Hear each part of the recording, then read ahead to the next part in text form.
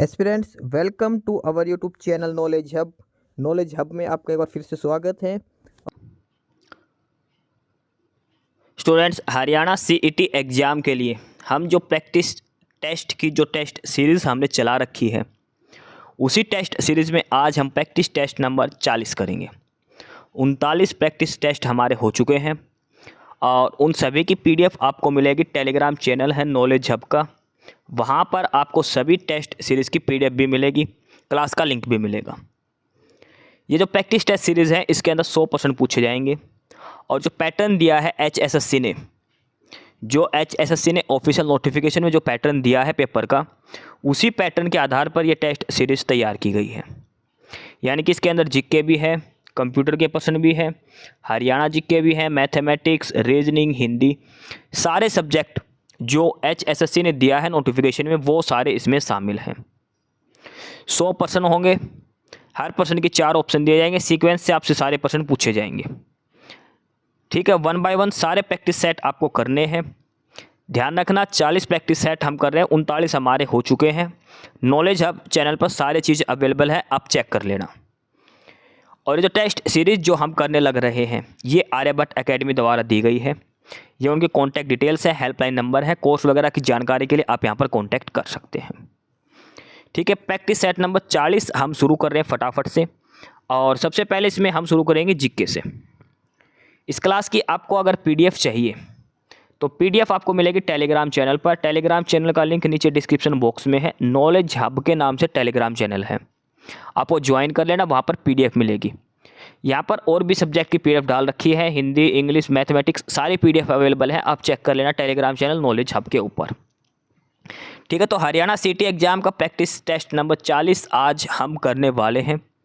GK से हम शुरू करते हैं, इसमें ही कुछ कंप्यूटर के प्रश्न भी आएंगे, उसके बाद हरियाणा जीके करेंगे। सारे टॉपिक वाइज सारा डिटेल में सारा सॉल्यूशन इसमें हम करने वाले हैं। तो प्रैक्टिस सेट नंबर 40 पहला प्रश्न हम शुरू करते हैं। जीके का पहला प्रश्न है जयंत तीर्थंकर पार्श्वनाथ निम्नलिखित स्थानों में से मुख्य किससे संबंधित थे। जैन धर्म के जो तीर्थंकर होते थे उनमें है पार्श्वनाथ, ये किस जगह से संबंधित हैं। 4 ऑप्शन दे रखे, अलग अलग जगह के नाम।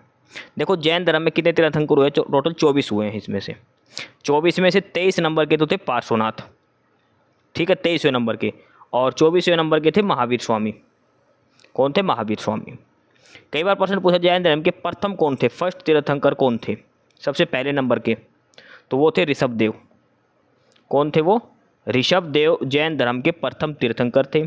टोटल 24 हुए हैं। पार्श्वनाथ का 23वां नंबर है और 24वां नंबर है महावीर स्वामी का। ये चीज़ सारी आपको ध्यान में रखनी, सारी बातें। ठीक है, सबसे पहले तीर्थंकर थे ऋषभदेव, 24वें थे महावीर स्वामी, और पार्श्वनाथ थे, ये थे 23वें नंबर के। अब इसमें प्रश्न पूछा, जो पार्श्वनाथ थे, जो जैन धर्म के जो 23वें तीर्थंकर थे, उनका किस जगह से संबंध रहा है इनमें से? वाराणसी से, गिरिव्रत से, कौशाम्बी से, या फिर चंपा से? तो पार्श्वनाथ जी का जो संबंध रहा वो रहा है वाराणसी से। कहाँ से रहा इनका संबंध? वाराणसी से इनका संबंध रहा है। क्या संबंध रहा है? जो पार्श्वनाथ जो है, इनका जन्म हुआ था वाराणसी में, इनका जन्म स्थान का नाम है वाराणसी, पार्श्वनाथ जी का। ठीक है, जैन धर्म के 23वें तीर्थंकर है ये। 24वें महावीर स्वामी, प्रथम है ऋषभदेव। तो पहले प्रश्न का ऑप्शन ए उत्तर हो जाएगा वाराणसी। अगला है प्रश्न नंबर 2, निम्नलिखित भाषाओं में से किस भाषा को दिल्ली के सुल्तानों ने संरक्षण प्रदान किया था? जो अलग अलग भाषा है, इसमें कौन सी ऐसी भाषा जो दिल्ली के सुल्तान जो थे उन्होंने संरक्षण दिया था? अरबी भाषा को, पर्शियन यानी कि फारसी लैंग्वेज, टर्किश, या फिर उर्दू को? तो जो सबसे ज़्यादा जो बोली जाती दिल्ली के जो सुल्तानों के समय में, वो थी फारसी भाषा। आपने सुना होगा, अलग अलग जो अनुवाद थे, रामायण का फारसी में अनुवाद करवाया गया था। ठीक है, रामायण, महाभारत, इन सभी का फारसी में अनुवाद करवाया गया था। उनकी जो सुल्तान थे, जो दिल्ली के जो अरेबियन जो सुल्तान थे दिल्ली के, जो उनकी फारसी की पर्शियन लैंग्वेज थी, और इनकी कौन सी भाषा थी? अधिकारी भाषा थी इनकी। ठीक है, अधिकारी भाषा का दर्जा इसको दिया गया था, फारसी भाषा को। तो फारसी या फिर पर्शियन, इंग्लिश में इसको पर्शियन बोलते हैं, हिंदी में इसको फारसी बोलते हैं। ये ध्यान रखना आपको नाम, कई बार पर्शियन लिखा जाता है यहाँ पे भी, तो कंफ्यूज मत हो जाना। फारसी हिंदी में लिखते हैं, इंग्लिश में पर्शियन बोलते हैं इसको। तो दिल्ली के सुल्तानों ने किस भाषा को संरक्षण दिया था? पर्शियन को, फारसी भाषा को। ऑप्शन सी उत्तर हो जाएगा। अगला है प्रश्न नंबर 3। इसमें दिया है कि खिलाफत स्वराज्य पार्टी की स्थापना किसने करी थी? खिलाफत स्वराज्य पार्टी। खिलाफत स्वराज्य पार्टी की स्थापना हुई कब थी? ये हुई थी दिसंबर 1922 के अंदर। खिलाफत पार्टी की स्थापना कब हुई थी? दिसंबर 1922 के अंदर हुई थी। ठीक है, और इसकी स्थापना करी किसने थी? चित्तरंजन दास और मोतीलाल नेहरू ने। स्वराज पार्टी की स्थापना किसने करी थी? चित्तरंजन दास और मोतीलाल नेहरू ने। इसके अलावा इनके साथ एक बंदा और था, और वो कौन था? नरसिम्हा केलकर। नरसिम्हा केलकर ये भी इनके साथ थे। ये नाम काफ़ी इंपॉर्टेंट हो जाता है इसके अंदर। चित्तरंजन दास, मोतीलाल नेहरू, नरसिम्हा केलकर। 1922 में इसकी स्थापना की गई थी स्वराज्य पार्टी की। ठीक है, ऑप्शन सी उत्तर हो जाएगा। प्रश्न नंबर 4 है, 2 कथन दे रखे, कथन और उसका कारण। एक कथन दे रखा, दूसरा इसका कारण दिया है। ठीक है, आपको बताना है कि कौन सा कथन सही है या फिर कारण सही है, इसका क्या है। कथन दिया है, किसी धन विधेयक को लोकसभा द्वारा पारित किए जाने और राज्यसभा को प्रेषित किए जाने के बाद राज्यसभा की सिफारिशें लोकसभा द्वारा सिफारिशों की प्राप्ति के 14 दिन के अंदर अनिवार्य स्वीकार की जानी चाहिए और तत्पश्चात उन्हें विधेयक में अंगीकृत किया जाना होता है। कारण दे रखा है कि धन विधेयक राज्यसभा में पेश नहीं किया जा सकता। अब आपको अलग अलग ऑप्शन दिए कि भाई ए और आर दोनों सही है और ए आर का सही एक्सप्लेनेशन है। दूसरा है कि ए आर दोनों सही अपनी अपनी जगह लेकिन इसका एक्सप्लेनेशन गलत है। तीसरा है कि ए सही है किंतु आर गलत है। चौथा है कि ए गलत है और आर सही है। यानी कि आपको एक कथन और उसका कारण दिया है, आपको बताना कथन सही है या फिर कारण सही है। देखो, कथन में एक छोटी सी गलती दे रखी है। क्या गलती दे रखी? सबसे पहले से बात हो रही है धन विधेयक की। धन विधेयक कौन सा अनुच्छेद होता है? अनुच्छेद 110 के अंदर। ठीक है, धन विधेयक पहले लोकसभा में जाएगा, फिर राज्यसभा में जाएगा। राज्यसभा के पास 14 दिन का टाइम होता है, मतलब राज्यसभा में जाएगा, उनको कहना होता है कि आप धन विधेयक में कोई चेंज करना चाहते हो तो आप कर सकते हो, अदरवाइज आप इसको पास कर दो। अगर राज्यसभा ने उसमें कुछ चेंज कर दिया, कुछ सिफारिशें बता दी, भाई हाँ धन विधेयक में ऐसा करना है, तो लोकसभा ये अनिवार्य नहीं होता। राज्यसभा जो डिसीजन देगी धन विधेयक पर, वो लोकसभा द्वारा वो जो सिफारिशें हैं वो मानना अनिवार्य नहीं होता। राज्यसभा द्वारा दी गई सिफारिशें लोकसभा के द्वारा मानना आवश्यक नहीं होता, अनिवार्य नहीं होता। लोकसभा की मर्जी है उन सिफारिशों को माने या ना माने। ठीक है, तो इसमें जो है ये कथन जो है वो गलत दिया गया है। ये अनिवार्य नहीं होता है लोकसभा के द्वारा। राज्यसभा जो सिफारिश देगी वो ज़रूरी नहीं होता कि लोकसभा उसे माने, ये सिर्फ फॉर्मेलिटी के लिए उसको भेजते हैं राज्यसभा में। ठीक है, इसलिए कथन गलत दिया है। धन विधेयक राज्यसभा में पेश नहीं किया जा सकता है, धन विधेयक पेश होगा लोकसभा के अंदर। धन विधेयक कहाँ पेश किया जाता है? लोकसभा में पेश किया जाता है। तो सिर्फ इसका कारण सही है, जो कथन है वो गलत दिया गया है, और ये बात दे रखी थी ऑप्शन डी के अंदर। ऑप्शन डी इसका उत्तर हो जाएगा कि ए तो गलत है और आर सही है। ऑप्शन डी उत्तर हो जाएगा। अच्छा प्रश्न है, पॉलिटी का प्रश्न है। ध्यान रखना, धन विधेयक अनुच्छेद 110 के अंदर इसका जिक्र किया गया है। प्रश्न नंबर 5 है, जारवा जनजाति कहाँ पाई जाती है? जारवा जनजाति अरुणाचल प्रदेश, मेघालय, मिजोरम या फिर निकोबार। तो जारवा जनजाति जो पाई जाती है वो पाई जाती है अंडमान निकोबार आइलैंड पे। जारवा जनजाति कहाँ पाई जाती है? अंडमान निकोबार आइलैंड पर जारवा जनजाति पाई जाती है। ऑप्शन डी इसका उत्तर हो जाएगा प्रश्न नंबर 5 का। अगला है प्रश्न नंबर 6।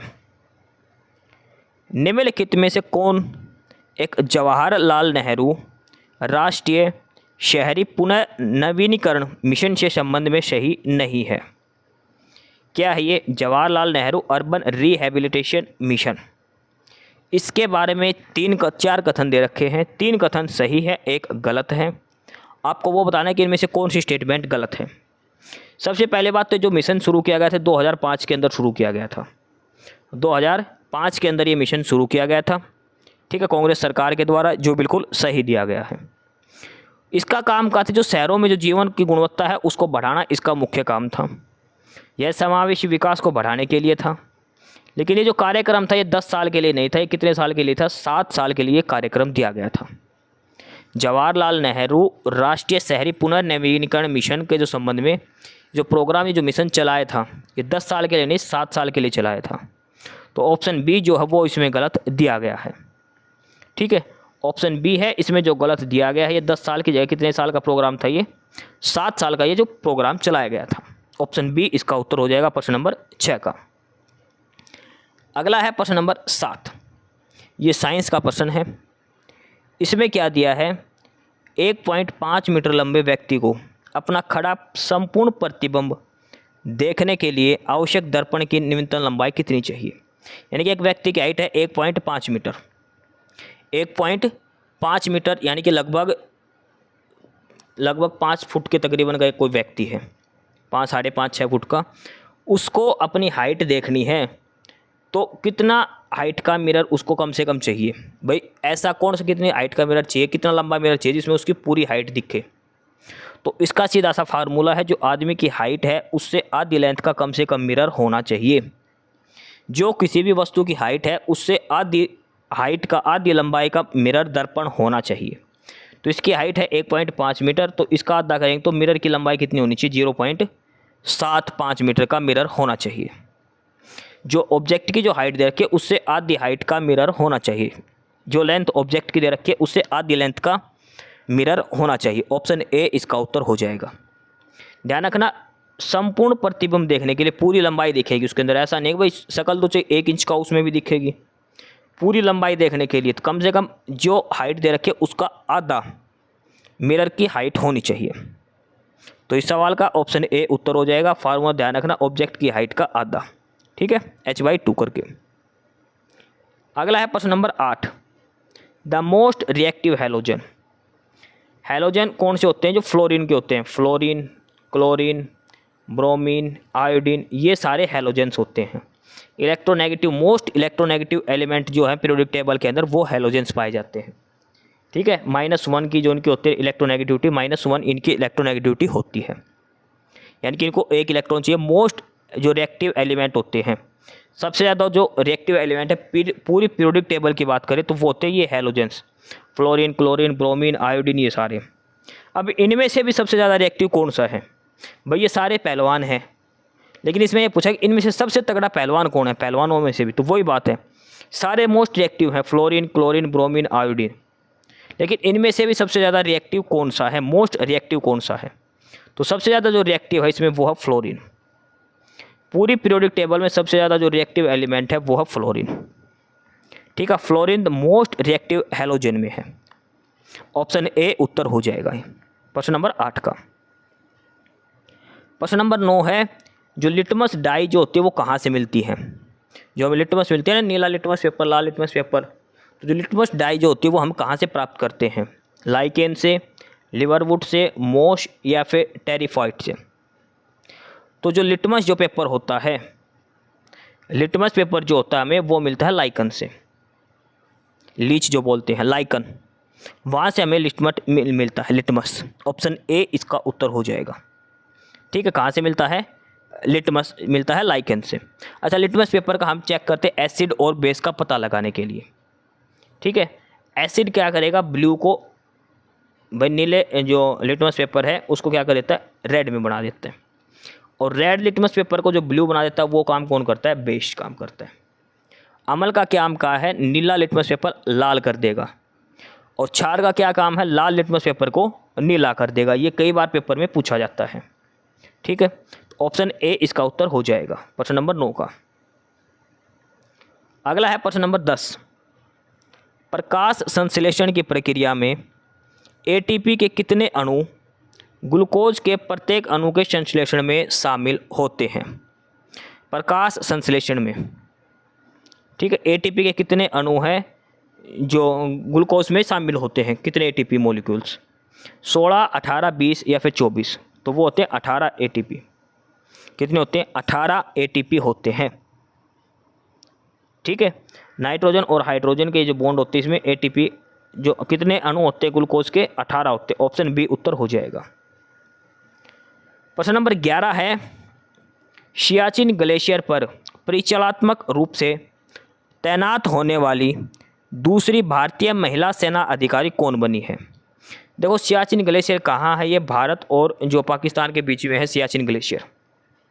यहाँ पर महिला सेना अधिकारी कौन सी है? दूसरी, second Indian army officer, Shiva Chauhan, Priya Jhingan, Suprita Shetty या फिर मिताली मधुमिता। तो इसने पूछा है दूसरी भारतीय महिला सेना अधिकारी और वो थी सुप्रीता शेट्टी।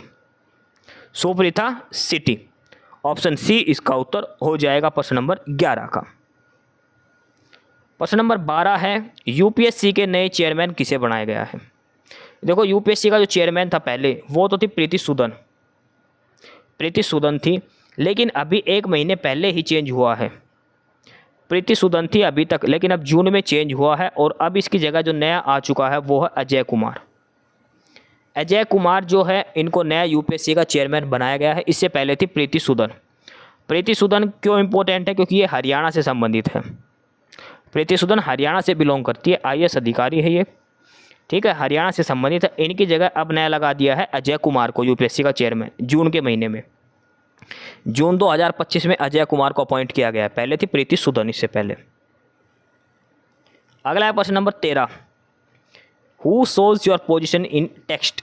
टेक्स्ट भैया हम कोई भी टाइप कर रहे हैं, कुछ भी टाइप कर रहे हैं कंप्यूटर के अंदर, तो हमें ये कैसे पता लगेगा कि हम किस जगह पर हैं? तो वो बताएगा कर्सर। जो कर्सर जो ऐसे जो ब्लिंकर, सॉरी कर्सर नहीं ब्लिंकर, वो जो ब्लिंकर होता है ना वो हमारी पोजीशन का पता लगाता है।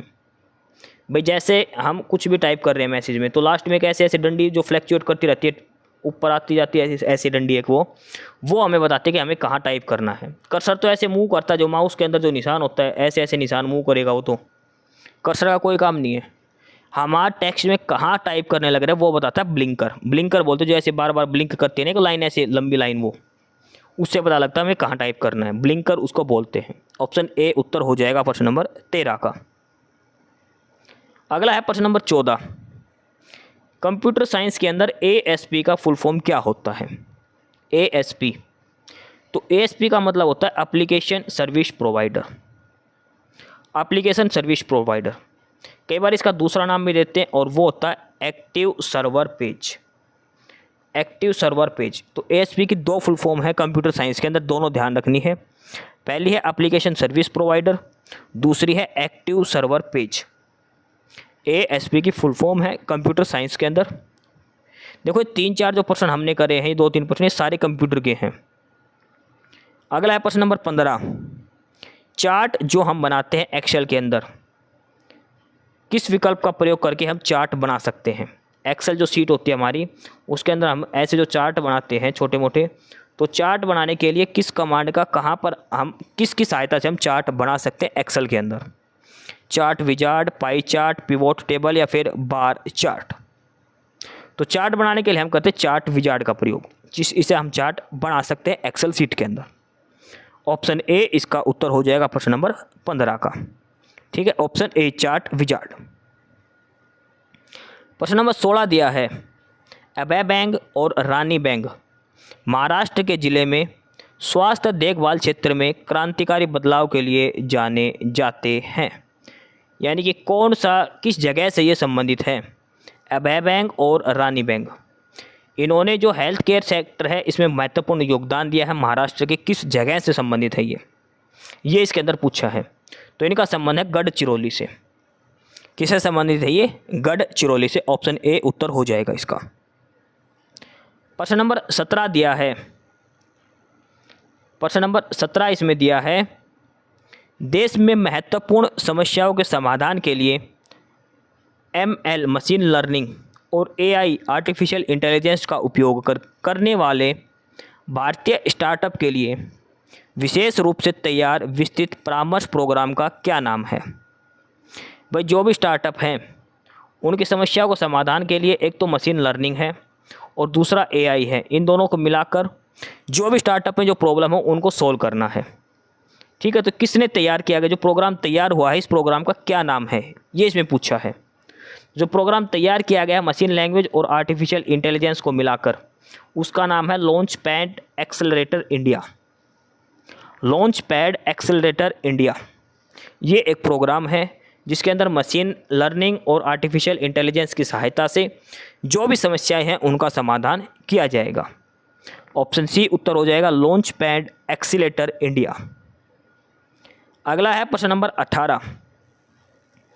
प्रश्न नंबर 18 दिया है कि भारत की प्राचीनतम पर्वत श्रृंखला कौन सी है। देखो ये जो प्रश्न नंबर 17 जो है, जो प्रोग्राम जो लॉन्च किया गया है लॉन्च पैड एक्सेलेटर इंडिया, ये किसकी सहायता से लॉन्च किया गया है? गूगल की सहायता से। गूगल की सहायता से प्रोग्राम लॉन्च किया गया था, ये भी आपको ध्यान रखना है इसके अंदर, मशीन लर्निंग और एआई को मिलाकर। प्रश्न नंबर 18 दिया है कि भारत की प्राचीनतम पर्वत श्रृंखला कौन सी है। भारत की प्राचीनतम पर्वत श्रृंखला कौन सी है? अरावली, सतपुड़ा, अन्नपूर्णा या फिर काराकोरम। तो भारत की जो सबसे प्राचीनतम पर्वत श्रेणी है वो है अरावली पर्वत श्रेणी। अरावली पर्वत श्रेणी ये भारत की सबसे पुरानी पर्वत श्रृंखला। कहाँ पर है ये? राजस्थान और हरियाणा के अंदर है। कुछ हिस्सा इसका गुजरात के अंदर भी फैला हुआ है, उत्तर प्रदेश की साइड भी हल्की बहुत है। ये मुख्यतः ये है राजस्थान, हरियाणा, गुजरात की साइड। अरावली पर्वत श्रेणी भारत की सबसे प्राचीनतम पर्वत श्रृंखला है ये। प्रश्न नंबर 18 का ऑप्शन ए उत्तर हो जाएगा अरावली पर्वत श्रृंखला। 18 प्रश्न जीके और कंप्यूटर के प्रश्न इसमें पूरे हो गए। अब हम करेंगे 20 से 25 प्रश्न हरियाणा जीके के। प्रश्न नंबर 19 और यहाँ से हमारी हरियाणा जीके अब शुरू होती है। क्लास की पीडीएफ के लिए आपको डिस्क्रिप्शन बॉक्स में टेलीग्राम चैनल का लिंक मिलेगा। नॉलेज हब के नाम से टेलीग्राम चैनल आपको ज्वाइन कर लेना है, ठीक है। नॉलेज हब टेलीग्राम चैनल आपको ज्वाइन कर लेना है, वहाँ पर आपको पीडीएफ मिलेगी और इसका लिंक नीचे डिस्क्रिप्शन बॉक्स में दिया गया है। 18 प्रश्न हो चुके, प्रैक्टिस सेट नंबर 40 के। प्रश्न नंबर 19 हरियाणा जीके का पहला प्रश्न। प्रश्न नंबर 19 में दिया है जनसंख्या की दृष्टि से हरियाणा का भारत में कौन सा स्थान है पॉपुलेशन के हिसाब से। और ये जो सारा डाटा है ये 2011 के सेंसस का है। देखो 2011 के सेंसस से ही प्रश्न आएगा, क्योंकि उसके बाद तो कोई जनगणना हुई नहीं है, ठीक है। तो 2011 के सेंसस के हिसाब से ही आपसे प्रश्न पूछा जाएगा।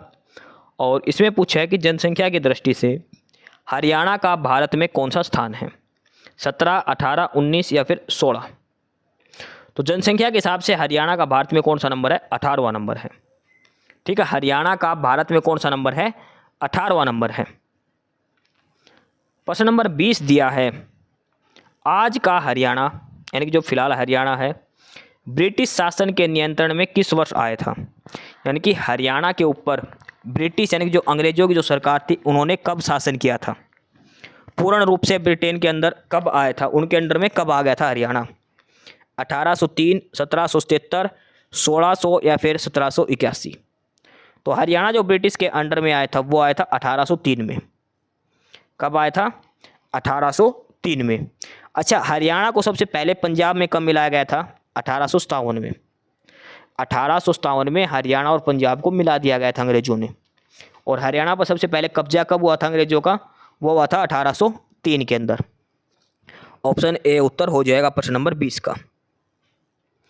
प्रश्न नंबर 21 दिया है एशिया का सबसे बड़ा कैक्टस गार्डन हरियाणा के किस जिले में है।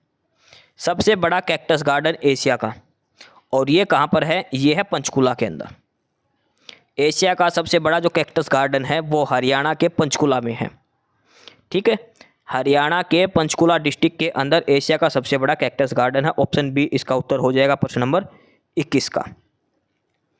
अगला है प्रश्न नंबर 22।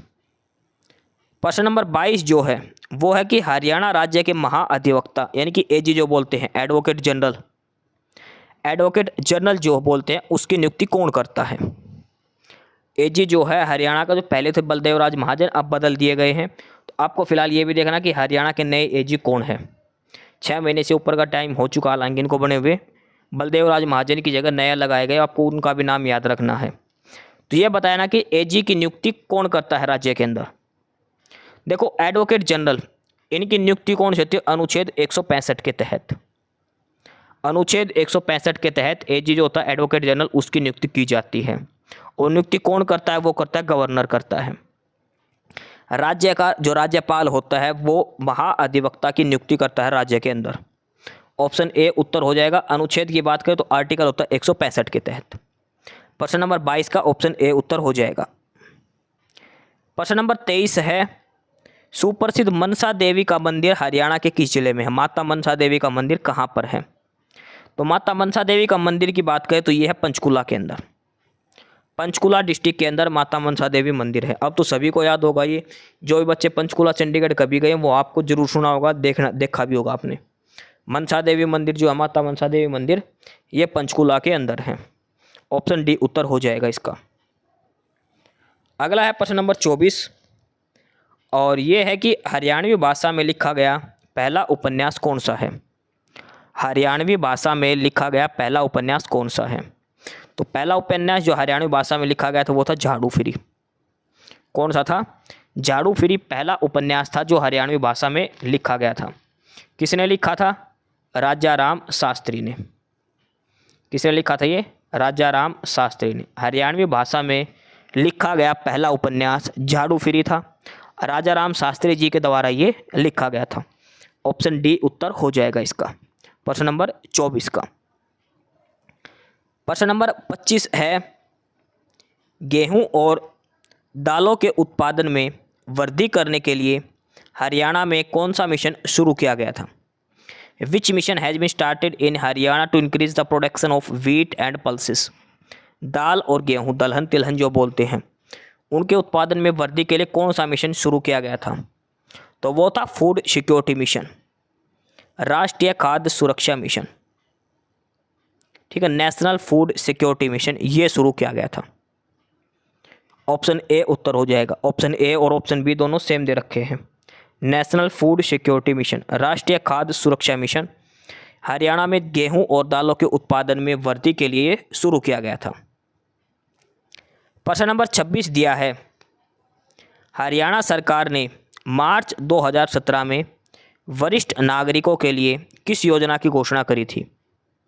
तो वरिष्ठ नागरिक यानी जो सीनियर सिटीजन हैं उनके लिए हरियाणा सरकार ने जो घोषणा करी थी वो घोषणा करी थी तीर्थ दर्शन की। जो भी 65 साल से ऊपर के 65-70 साल से ऊपर के बुजुर्ग थे उनको तीर्थ दर्शन कराएगी हरियाणा सरकार फ्री में। जो देवता हैं, जो मंदिर हैं अलग अलग राज्य में, वहाँ पर घुमाएगी। जैसे हरिद्वार घुमा दिया एक बार और भी कहीं अमरनाथ घुमा दिया, अमरनाथ की यात्रा करवा दी। तो जो भी हरियाणा के वरिष्ठ नागरिक थे उनको तीर्थ दर्शन योजना हरियाणा सरकार ने चलाई थी मार्च 2017 के अंदर। ठीक है, बुजुर्गों को तीर्थ यात्रा करवाने के लिए हरियाणा सरकार ने ये योजना चलाई थी मार्च 2017 के अंदर। ऑप्शन ए इसका उत्तर हो जाएगा प्रश्न नंबर 26 का। प्रश्न नंबर 27 दिया है, जब हरियाणा का गठन हुआ तब उसमें कितने जिले थे? देखो, हरियाणा का गठन कब हुआ था? वो हुआ था 1 नवंबर 1966 को। अब प्रश्न ये पूछा गया कि जब हरियाणा बना तो कौन से 6 जिले थे? देखो, सबसे पहले तो ये ध्यान रखना कितने जिले थे जब हरियाणा बना, तब हरियाणा में थे 7 जिले। 1 नवंबर 1966 को हरियाणा बना, तब हरियाणा में कितने जिले थे? 7 जिले थे। 7 जिले कौन कौन से थे? सबसे पहले था रोहतक, एक था महेंद्रगढ़, एक था गुरुग्राम, ठीक है, इसके बाद एक था हिसार, एक था करनाल और एक था जींद। देखो, जींद कितना छोटा सा डिस्ट्रिक्ट है, लेकिन सबसे पहले ये बना था जींद। 1 नवंबर 1966 को हरियाणा बना, तभी जींद भी था। 7 जिले थे जब हरियाणा बना, रोहतक, अम्बाड़ा, हिसार, जींद, गुड़गांव, करनाल और एक महेंद्रगढ़। ये 7 जिले थे जब हरियाणा बना 1 नवंबर 1966 को। ऑप्शन सी इसका उत्तर हो जाएगा। ठीक है, अगला है प्रश्न नंबर 28, पानीपत की दूसरी लड़ाई कब हुई? देखो, पानीपत की लड़ाई तो आएगी पेपर में, एक तराइन की लड़ाई, एक पानीपत की लड़ाई, इम्पोर्टेंट है ये दोनों।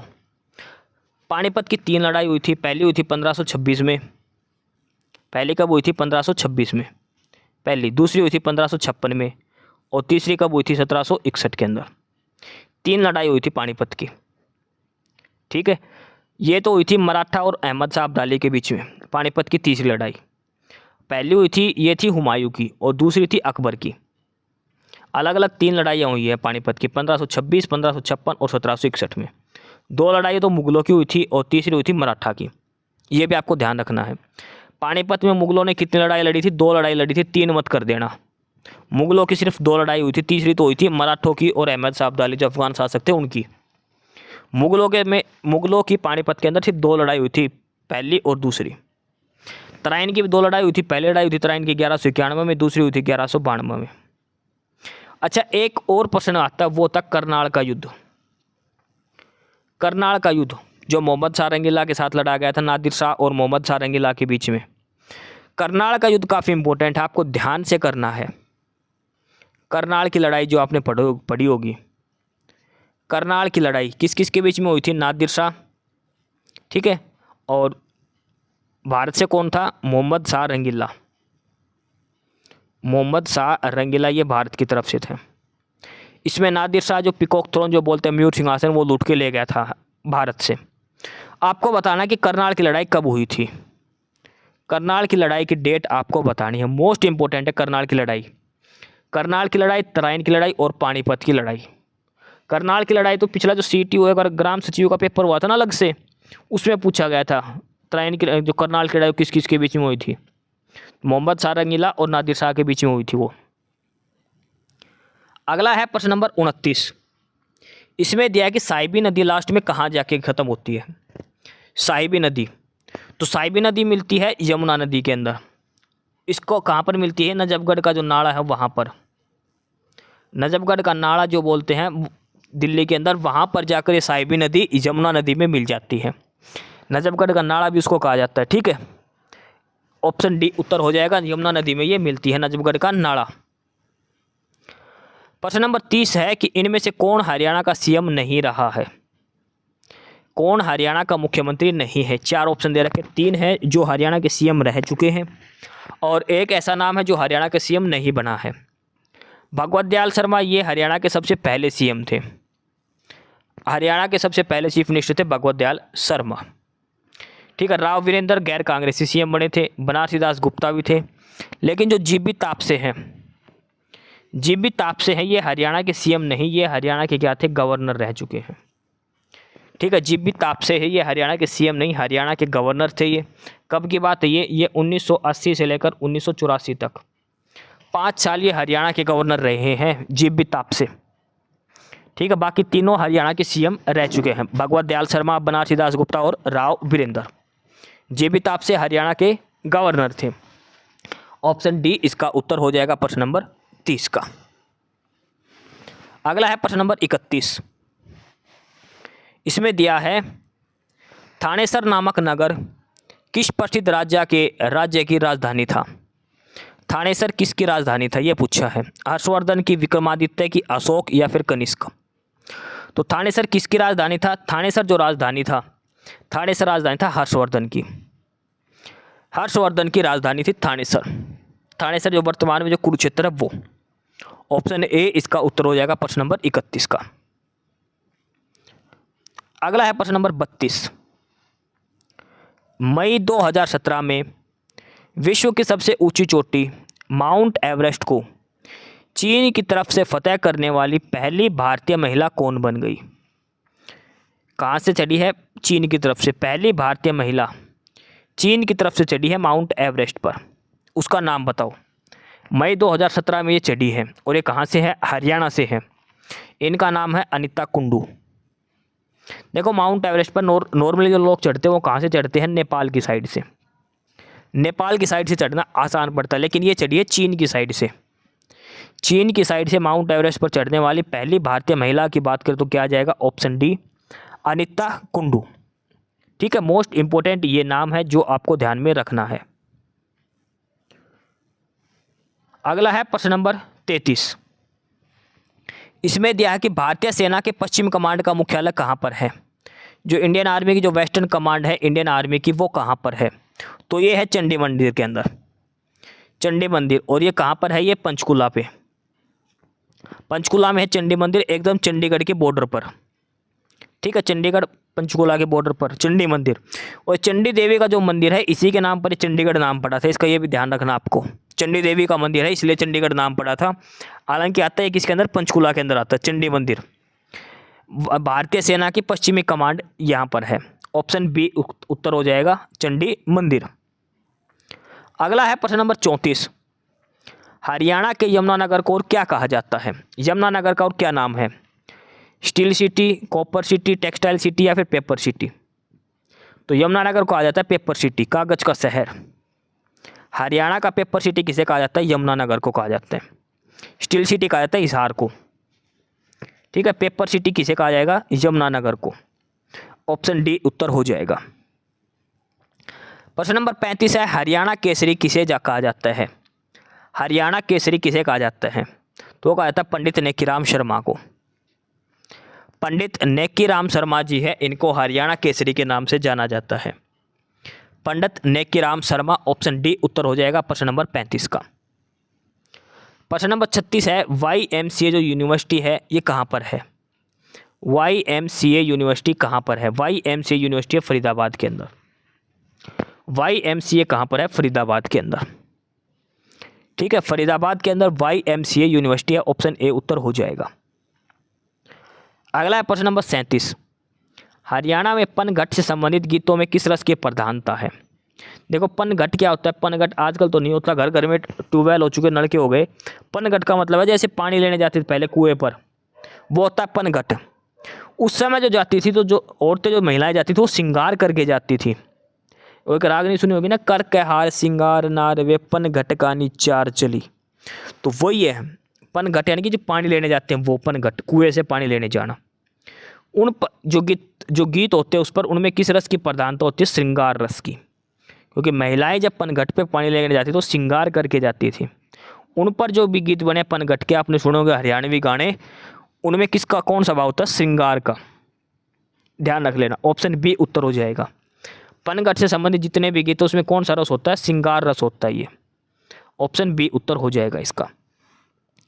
अगला है प्रश्न नंबर 38, हरियाणा राज्य की नदी है सिवाय 4 में से 3 नदियां हरियाणा की, एक चौथी नहीं है। घग्गर, दोहान, इंदौरी और कोटला।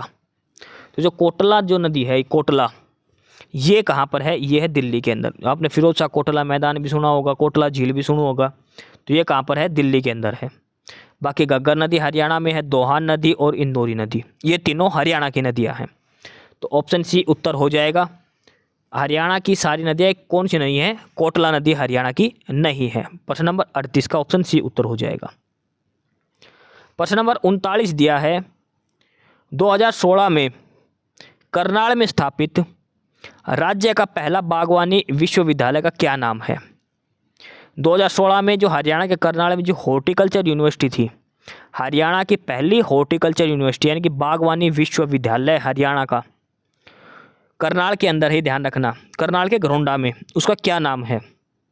तो जो बागवानी यूनिवर्सिटी है जो हरियाणा के अंदर, उसका नाम है महाराणा प्रताप बागवानी यूनिवर्सिटी।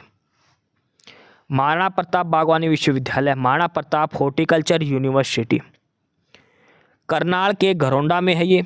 ध्यान रखना 2016 में इसकी स्थापना की गई थी इजराइल की सहायता से। कौन से देश का सहयोग है? इजराइल का सहयोग है इसके अंदर। सारी चीज़ें ध्यान रखना, मोस्ट इंपोर्टेंट पर्सन है। महाराणा प्रताप बागवानी विश्वविद्यालय करनाल डिस्ट्रिक्ट में है, 2016 में इसकी स्थापना हुई थी। डिटेल में आपको इसको पढ़ना है, ठीक है, महाराणा प्रताप हॉर्टिकल्चर यूनिवर्सिटी के बारे में। ऑप्शन बी उत्तर हो जाएगा। प्रश्न नंबर 40 है कि मेडिकल यूनिवर्सिटी करनाल किस नाम से है? करनाल के अंदर जो मेडिकल यूनिवर्सिटी बनी है उसका क्या नाम है? तो करनाल से संबंधित जो भी आए ना वो आएगा कल्पना चावला का। अगर आपको नहीं प्रश्न आता, जिक्र है करनाल का, तो कल्पना चावला नाम लगा देना तुक्के से, अगर तुक्का लगाना चाहो तो। अगर आपको प्रश्न आता तो आपको उत्तर लगाना, अगर आपको प्रश्न नहीं आता ना तो लास्ट ऑप्शन है कल्पना चावला, करनाल का जिक्र आए तो ऑप्शन सी उत्तर हो जाएगा। ठीक है, ये हमारे 40 प्रश्न हो चुके हैं प्रैक्टिस सेट के, और यहाँ तक हमने हरियाणा जी के देख ली। 22 से 25 सवाल प्रश्न हमने हरियाणा जी के किस में करे हैं अब। ठीक है, प्रैक्टिस सेट नंबर 40 के 40 प्रश्न हमारे हो चुके हैं। अब हम शुरू करेंगे प्रश्न नंबर 41, और यहाँ से हमारी इंग्लिश शुरू होएगी। अब 15 प्रश्न आएंगे इंग्लिश के, उसके बाद आएगी हिंदी। इस क्लास की PDF के लिए आपको डिस्क्रिप्शन बॉक्स में टेलीग्राम चैनल का लिंक मिलेगा, नॉलेज हब के नाम से टेलीग्राम चैनल है, ज्वाइन कर लो। आपको जो पहले जितने प्रैक्टिस सेट हो चुके सभी की PDF वहाँ पर मिलेगी। जो कैडेट पहली बार देख रहे हैं वो यूट्यूब पर भी नॉलेज हब को सब्सक्राइब जरूर कर लेना। ठीक है, तो प्रैक्टिस सेट नंबर 40 का सवाल नंबर 41, क्वेश्चन नंबर 41 इंग्लिश का पहला प्रश्न है। क्वेश्चन नंबर 41 दिया है, ये वर्ड दिया है अडल्ट्रेटेड, इसका आपको सिनोनियम बताना है। अल्ट्रेटेड का मतलब क्या होता है? अडल्ट्रेटेड इसका मतलब होता है मिलावट। किसी चीज़ के अंदर मिलावट कर देना, किसी चीज़ को दूषित कर देना। ठीक है, जैसे अपने दिवाली के ऊपर जो मिठाइयों में मिलावट की जाती है, ठीक है, किसी भी जैसे तेल में मिलावट हो जाती है, वो होता है एडल्ट्रेटेड। इसका आपको सिनोनियम बताने कि वो वर्ड जो इसका सिनोनियम, इसका पर्यायवाची हो अडल्ट्रेटेड का। तो अडल्ट्रेटेड का मतलब होता है मिलावट करना, दूषित करना, यानी कि इम्प्योर, ठीक है, या फिर डाइल्यूट कर देना, या फिर पोल्यूट कर देना किसी चीज़ को। ये सारे इसके सिनोनियम हैं, इम्प्योर, डाइल्यूट, पोल्यूट। तो ये 4 ऑप्शन दे रखे, इसमें से कोई भी इसका उत्तर नहीं होगा, चारों ऑप्शन गलत दिए गए हैं। इसका जो प्रॉपर जो होगा सिनोनियम जो होगा वो होता है इम्प्योर, अशुद्ध जो बोलते हैं, या फिर इसका एक और प्रॉपर मीनिंग होता है डाइल्यूट। ठीक है, डाइल्यूट, ये नाम आपको याद रखने, अडल्ट्रेटेड के सिनोनियम हैं डाइल्यूट, इम्प्योर, ये सब। प्रश्न नंबर 41 के चारों ही ऑप्शन गलत दिए गए हैं, ध्यान रखना है आपको। अगला है क्वेश्चन नंबर 42 और इसमें आपको 1 वर्ड बताना है। सेंटेंस क्या दिया है? A person who thinks he और सी इज़ द बेस्ट। एक ऐसा व्यक्ति जो अपने आप को ही बेस्ट मानता है कि मैं ही सर्वोपरि हूँ, जिसमें कर्ता का भाव कि मैं ही सब कुछ हूँ, तो उसको क्या बोलते हैं? ग्रेलेस, एसेंट्रिक, इगोइस्ट या सेल्फिश? उसको बोलते हैं इगोइस्ट, जिसमें सबसे ज़्यादा ईगो वाला भाव होता है। ऐसा व्यक्ति जो अपने आप को समझता है कि सबसे बड़ा मैं ही हूँ, सबसे बेस्ट मैं हूँ, उसको बोलते हैं इगोइस्ट। ऑप्शन सी उत्तर हो जाएगा। क्वेश्चन नंबर 43 है और इसमें भी आपको 1 वर्ड बताना है। सेंटेंस क्या दिया है? A life history written by somebody else. भाई जो जीवन गाथा होती है किसी भी व्यक्ति की, किसी दूसरे के द्वारा लिखना। जैसे किसी भी नेता, कोई भी पुराना व्यक्ति है, उसके ऊपर जो लिखते हैं, अगर राइटर खुद के बारे में लिखते हैं ना भाई, जो राइटर वो खुद की जीवनी लिखते, उसको बोलते हैं ऑटोबायोग्राफी। ऑटोबायोग्राफी मतलब खुद का जीवनी लिखना, खुद के बारे में। अगर कोई दूसरा लिखता है उसके बारे में, उसको बोलते हैं बायोग्राफी। 2 चीज़ें हैं, दोनों में अंतर है, हल्का सा अंतर है। ऑटो का मतलब होता है खुद से, बायोग्राफी तो हो गई जीवनी। बायोग्राफी का हिंदी में मतलब क्या होता है? जीवनी, जीवन के बारे में, जीवन यात्रा। तो कोई और लिखे तो वो होती है बायोग्राफी, सिंपल जीवनी। अगर वो खुद व्यक्ति लिखे तो उसको बोलते हैं ऑटोबायोग्राफी। जैसे महात्मा गांधी के ऊपर अगर गांधी खुद लिखे तो वो होता है ऑटोबायोग्राफी, अगर कोई दूसरा लिखे तो वो बोलते हैं बायोग्राफी। तो इसमें पूछा है भाई समबडी एल्स, कोई और लिखेगा तो इसको बोलते हैं बायोग्राफी। ऑप्शन ए उत्तर हो जाए क्वेश्चन नंबर 43 का। क्वेश्चन नंबर 44 है, इसमें पूछा है करेक्टली स्पेल्ड वर्ड आपको बताना है। 4 स्पेलिंग दे रखी है एक ही वर्ड की, इसमें बताना है उसमें से कौन से वर्ड की स्पेलिंग सही है। और ये दिया है डिटेरियोरेट। डिटेरियोरेट, इसकी करेक्ट जो स्पेलिंग की बात करें अगर हम डिटेरियोरेट की, तो वो दे रखी है ऑप्शन बी के अंदर, DETERIORATE, डिटेरियोरेट। डिटेरियोरेट का मतलब क्या होता है? इसका मतलब होता है स्थिति का बिगड़ना, स्थिति का बिगड़ना। भाई जो भी सिचुएशन है वो खराब हो जाना, उसको बोलते हैं डिटेरियोरेट। ऑप्शन बी में जो स्पेलिंग दी गई वो बिल्कुल सही दी है, DETERIORATE। ऑप्शन बी उत्तर हो जाएगा इसका। ठीक है, डिटेरियोरेट। प्रश्न नंबर 45 जो क्वेश्चन नंबर 45, इसमें भी आपको करेक्ट स्पेलिंग बतानी है और स्पेलिंग है नॉलेजेबल, नॉलेजेबल। तो नॉलेजेबल की जो स्पेलिंग सही है वो है नॉलेज और एबल, ये KNOWLEDGE, ये तो नॉलेज की स्पेलिंग है। उसके बाद able, ABLE, knowledgeable. Option D उत्तर हो जाएगा, करेक्ट स्पेलिंग है नॉलेजेबल की। ठीक है, अगला है क्वेश्चन नंबर 46 और ये है इडियम। 46 है और इसमें आपको इडियम बताना है और ये है अंडर द गन, पिस्तौल के नीचे। अंडर द गन, पिस्तौल के आगे जो बोलते हैं, इडियम है, इसका मतलब आपको बताना है क्या होगा। पहला ऑप्शन है टू बी क्रूल, निर्दयी होना, to be under pressure, to be killed और टू बी ब्रेव। अब पिस्टल के आगे जैसे किसी ने कनपटे हुए पिस्तौल लगा दिया, बोले काम कर, इसका मतलब क्या हो गया? To be under pressure. क्या हो गया? टू बी अंडर प्रेशर, दबाव में होना। ठीक है भाई, कोई पिस्तौल लगा देता है, बोलिए काम कर, तो इसका मतलब दबाव में उसके। तो अंडर गन का मतलब टू बी अंडर गन होता है, to be under pressure. Option B उत्तर हो जाएगा, under the gun. Question number 47 है और इसमें भी आपसे इडियम पूछा गया है और यह है peeping hot, piping hot. Piping hot इसका इडियम पूछा है, इसका मतलब होता है वेरी हॉट, वेरी हॉट बहुत ज़्यादा गर्म, स्ट्रीमिंग हॉट। ऑप्शन सी उत्तर हो जाएगा। दूसरा मतलब होता है वेरी हॉट या फिर स्टीमिंग हॉट, ये इसका मतलब हो जाएगा सिनोनिम का, पाइपिंग हॉट का। ऑप्शन सी उत्तर हो जाएगा। ठीक है, आगे है क्वेश्चन नंबर 48 और इसमें है fill in the blank. Khalistan आपको भरना है, सेंटेंस दिया है उसमें खालिस्तान दिया है, वो आपको भरना है, क्या आएगा उसके अंदर। पढ़ते हैं। People can only form new habits, लोग केवल नई आदतों को जन्म दे सकते हैं, फॉर्म कर सकते हैं उनको, when they blank particular pattern of behaviour. लोग नई आदतें कब अपनाते हैं, जब वो कोई नया पैटर्न जो बिहेवियर का, व्यवहार का, वो उसको चेंज करे, उसको अपनाए। तो when they has adopted, have adopted, had adopted और हैविंग अडोप्टेड। देखो कैन है तो मतलब प्रेजेंट की बात हो रही है, कर सकते हैं। यहाँ पे प्रेजेंट की बात हो रही तो आगे भी प्रेजेंट में आएगा, तो मतलब ये तो आएगा नहीं। और हैविंग अडोप्टेड का कोई सेंस नहीं निकला, या तो है जाएगा या फिर हैव आएगा अडोप्टेड के साथ। People can only new habits when they, तो ये प्लूरल में है पीपल्स, तो यहाँ पे क्या आएगा, हैव अडोप्टेड। पीपल जो है ये वर्ड जो प्लूरल में यूज किया जाता है न्यू हैबिट्स का, तो ये क्या आएगा, हैव अडोप्टेड। हैज नहीं आएगा, हैज आता है सिंगुलर के साथ, इसमें क्या आएगा, हैव अडोप्टेड। ऑप्शन सी उत्तर हो जाएगा क्वेश्चन नंबर 48 का। क्वेश्चन नंबर 49 है और इसमें भी आपको फिल इन द ब्लैंक करना है, खालिस्तान आपको इसमें भरना है क्वेश्चन नंबर 49 के अंदर। सेंटेंस दिया है, a person's individual risk for many disease most open blank from a combination of genes, environment and lifestyle. जो भी बीमारियां हैं उससे संबंधित पूछा है ये पर्सन, तो उसमें क्या होता है, स्टेम्स। जो भी डिजीज हो तो वो कहाँ से स्टेम्स होती है। ऑप्शन सी उत्तर हो जाएगा क्वेश्चन नंबर 49 का, स्टेम्स आएगा इसके अंदर। डायग्नोसिस का मतलब होता है उपचार करना।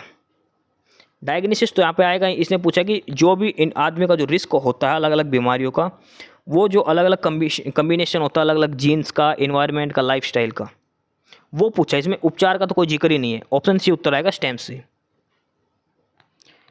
क्वेश्चन नंबर 50 है, इसमें आपको ग्रामेटिकल एरर बताना है। सेंटेंस के किस पार्ट के अंदर एरर है ये आपको बताना है। पढ़िए क्या है, ए मेयर मुश्किल से 43% of Indian women on cellular phones, यानी कि लगभग 43% भारतीय महिलाएं मोबाइल फ़ोन रखती हैं, as opposed to almost 80% of man. और उनके दूसरी तरफ देखें तो आदमी 80%, यानी कि महिलाएं 43% है जो मोबाइल फ़ोन रखती है और आदमी 80% रखते हैं। एक छोटी सी गलती है इसके अंदर, देखो मैन है प्लूरल, तो यहाँ पे वुमेन जो है ये सिंगुलर वुमेन नहीं आएगा, प्लूरल आएगा। और प्लूरल वुमेन की स्पेलिंग क्या आएगा, WOMEN। छोटा सा एरर है इसके अंदर, बिल्कुल छोटा सा। वुमेन की स्पेलिंग सिंगुलर वुमेन नहीं आएगा, प्लूरल आएगा, WOMEN। और ये किस पार्ट के अंदर है, ये है पार्ट सी के अंदर। ऑप्शन सी उत्तर हो जाएगा। ठीक है, जो आपको PDF मिलेगी ना उसमें ऑप्शन बी दिया गया है कि जो गलत है, इसका उत्तर आ जाएगा ऑप्शन सी। ये ध्यान रखना, PDF के अंदर इसका उत्तर गलत दिया गया है, गलत प्रिंट हो रखा ऑप्शन बी, इसका उत्तर आएगा ऑप्शन सी। वुमेन की स्पेलिंग गलत है इसके अंदर। ठीक है, वुमेन की जगह वुमेन आएगा, WOMEN आएगा। ऑप्शन सी इसका उत्तर है। क्वेश्चन नंबर 51 है, 51 नंबर, और इसमें भी आपको ग्रामेटिकल एरर बताना है। सेंटेंस के किस पार्ट में एरर है ये आपको बताना है क्वेश्चन नंबर 51 के अंदर। इसमें दिया है, an excellent response for his readers refreshes the author and stirs his creative sense and functional skills। इसमें आपको बताना है कहाँ पर एरर है। ठीक है, देखो an excellent response for his readers नहीं होता भाई, किसी भी व्यक्ति के द्वारा एक्सीलेंट रिडल मिलता है तो ये फॉर नहीं आएगा, यहाँ पे क्या आएगा, फ्रॉम। कोई भी ऑथर है उसके लिए जो एक्सीलेंट रिस्पॉन्स होता है वो उसके ऑथर्स के द्वारा मिलता है। फॉर ऑथर्स, फॉर जो ऑडियंस वो नहीं होता, फ्रॉम द ऑडियंस होता है। ठीक है, जो रीडर है, जो ऑडियंस है, उनसे मिलता है। फॉर तो मतलब उनके लिए हो गया, उनके लिए कोई मतलब ही नहीं है, तो यहाँ पे फॉर की जगह क्या आएगा, फ्रॉम आएगा। ऑप्शन सी उत्तर हो जाएगा। ठीक है, प्रीपोजिशन का एरर है, फॉर की जगह क्या आएगा, फ्रॉम आएगा। क्वेश्चन नंबर 52 है, इसमें आपको सेंटेंस इंप्रूवमेंट करना है, भाई चेंज होगा या नहीं। और ये है इंजर्ड, कहाँ पर, ये वर इंजर्ड जो दिया है ये सही है या इसकी जगह कोई और आएगा, ये आपको बताना है। और ये चीज़ हमें पता लगेगी सेंटेंस पढ़ने के बाद। सेंटेंस दिया है मोर देन वन ट्रैवलर, एक से अधिक जो यात्री हैं, वर इंजर्ड घायल हो गए थे, in the derailing of the train last night, जो रेल पटरी से उतरी थी रात को उसमें एक से ज़्यादा अधिक यात्री घायल हो गए थे। अब इसमें देखो क्या है, देखो मोर देन वन ट्रैवलर, एक यात्री, तो वन ट्रैवलर सिंगुलर है तो यहाँ पर वर की जगह क्या आएगा, वाज आएगा, क्योंकि जो वर्ब है उसके साथ जो सब्जेक्ट दिया उसके हिसाब से ही हम जो है हेल्पिंग वर्ब जो है वो यूज करते हैं। तो सिंगुलर दिया गया है फ्रेज, तो इसकी जगह आएगा was injured, more than one traveller was injured, option A उत्तर आएगा। वर की जगह क्या आएगा, वाज आएगा। क्वेश्चन नंबर 53 है, ये भी सेंटेंस इंप्रूवमेंट का है। इसमें है डायरेक्टरेट वाज फर्स्ट सेट, ये डायरेक्टरेट इज फर्स्ट सेट, यहाँ तक। इसमें बताना है आपको करेक्शन चाहिए या नहीं चाहिए। सेंटेंस दिया है the national sample survey directorate is first set up under the ministry of finance in 1950। तो इसमें देखो डायरेक्टरेट 1950 में स्थापना हुई थी, तो इज नहीं आएगा प्रेजेंट में, यहाँ पर आएगा वाज। इस चीज़ की स्थापना हुई थी, नेशनल सैंपल सर्वे डायरेक्टरेट है, ये 1950 में वित्त मंत्रालय के अधीन इसकी स्थापना हुई थी। 1950 की बात हो रही तो यहाँ पे इज की जगह क्या आएगा, वाज आएगा, यानी कि ऑप्शन बी उत्तर आ जाएगा इसका। डायरेक्टरेट वाज फर्स्ट सेटअप, यहाँ पर इज की जगह क्या आएगा, वाज आ जाएगा। ठीक है, इज है जो ये गलत है, इसकी जगह क्या आएगा, वाज आएगा। ऑप्शन बी में जो दिया है वो इसका सही आंसर हो जाएगा क्वेश्चन नंबर 53 का। क्वेश्चन नंबर 54 है, ये क्लोज टेस्ट है, आपको फिल इन द ब्लैंक भरने हैं।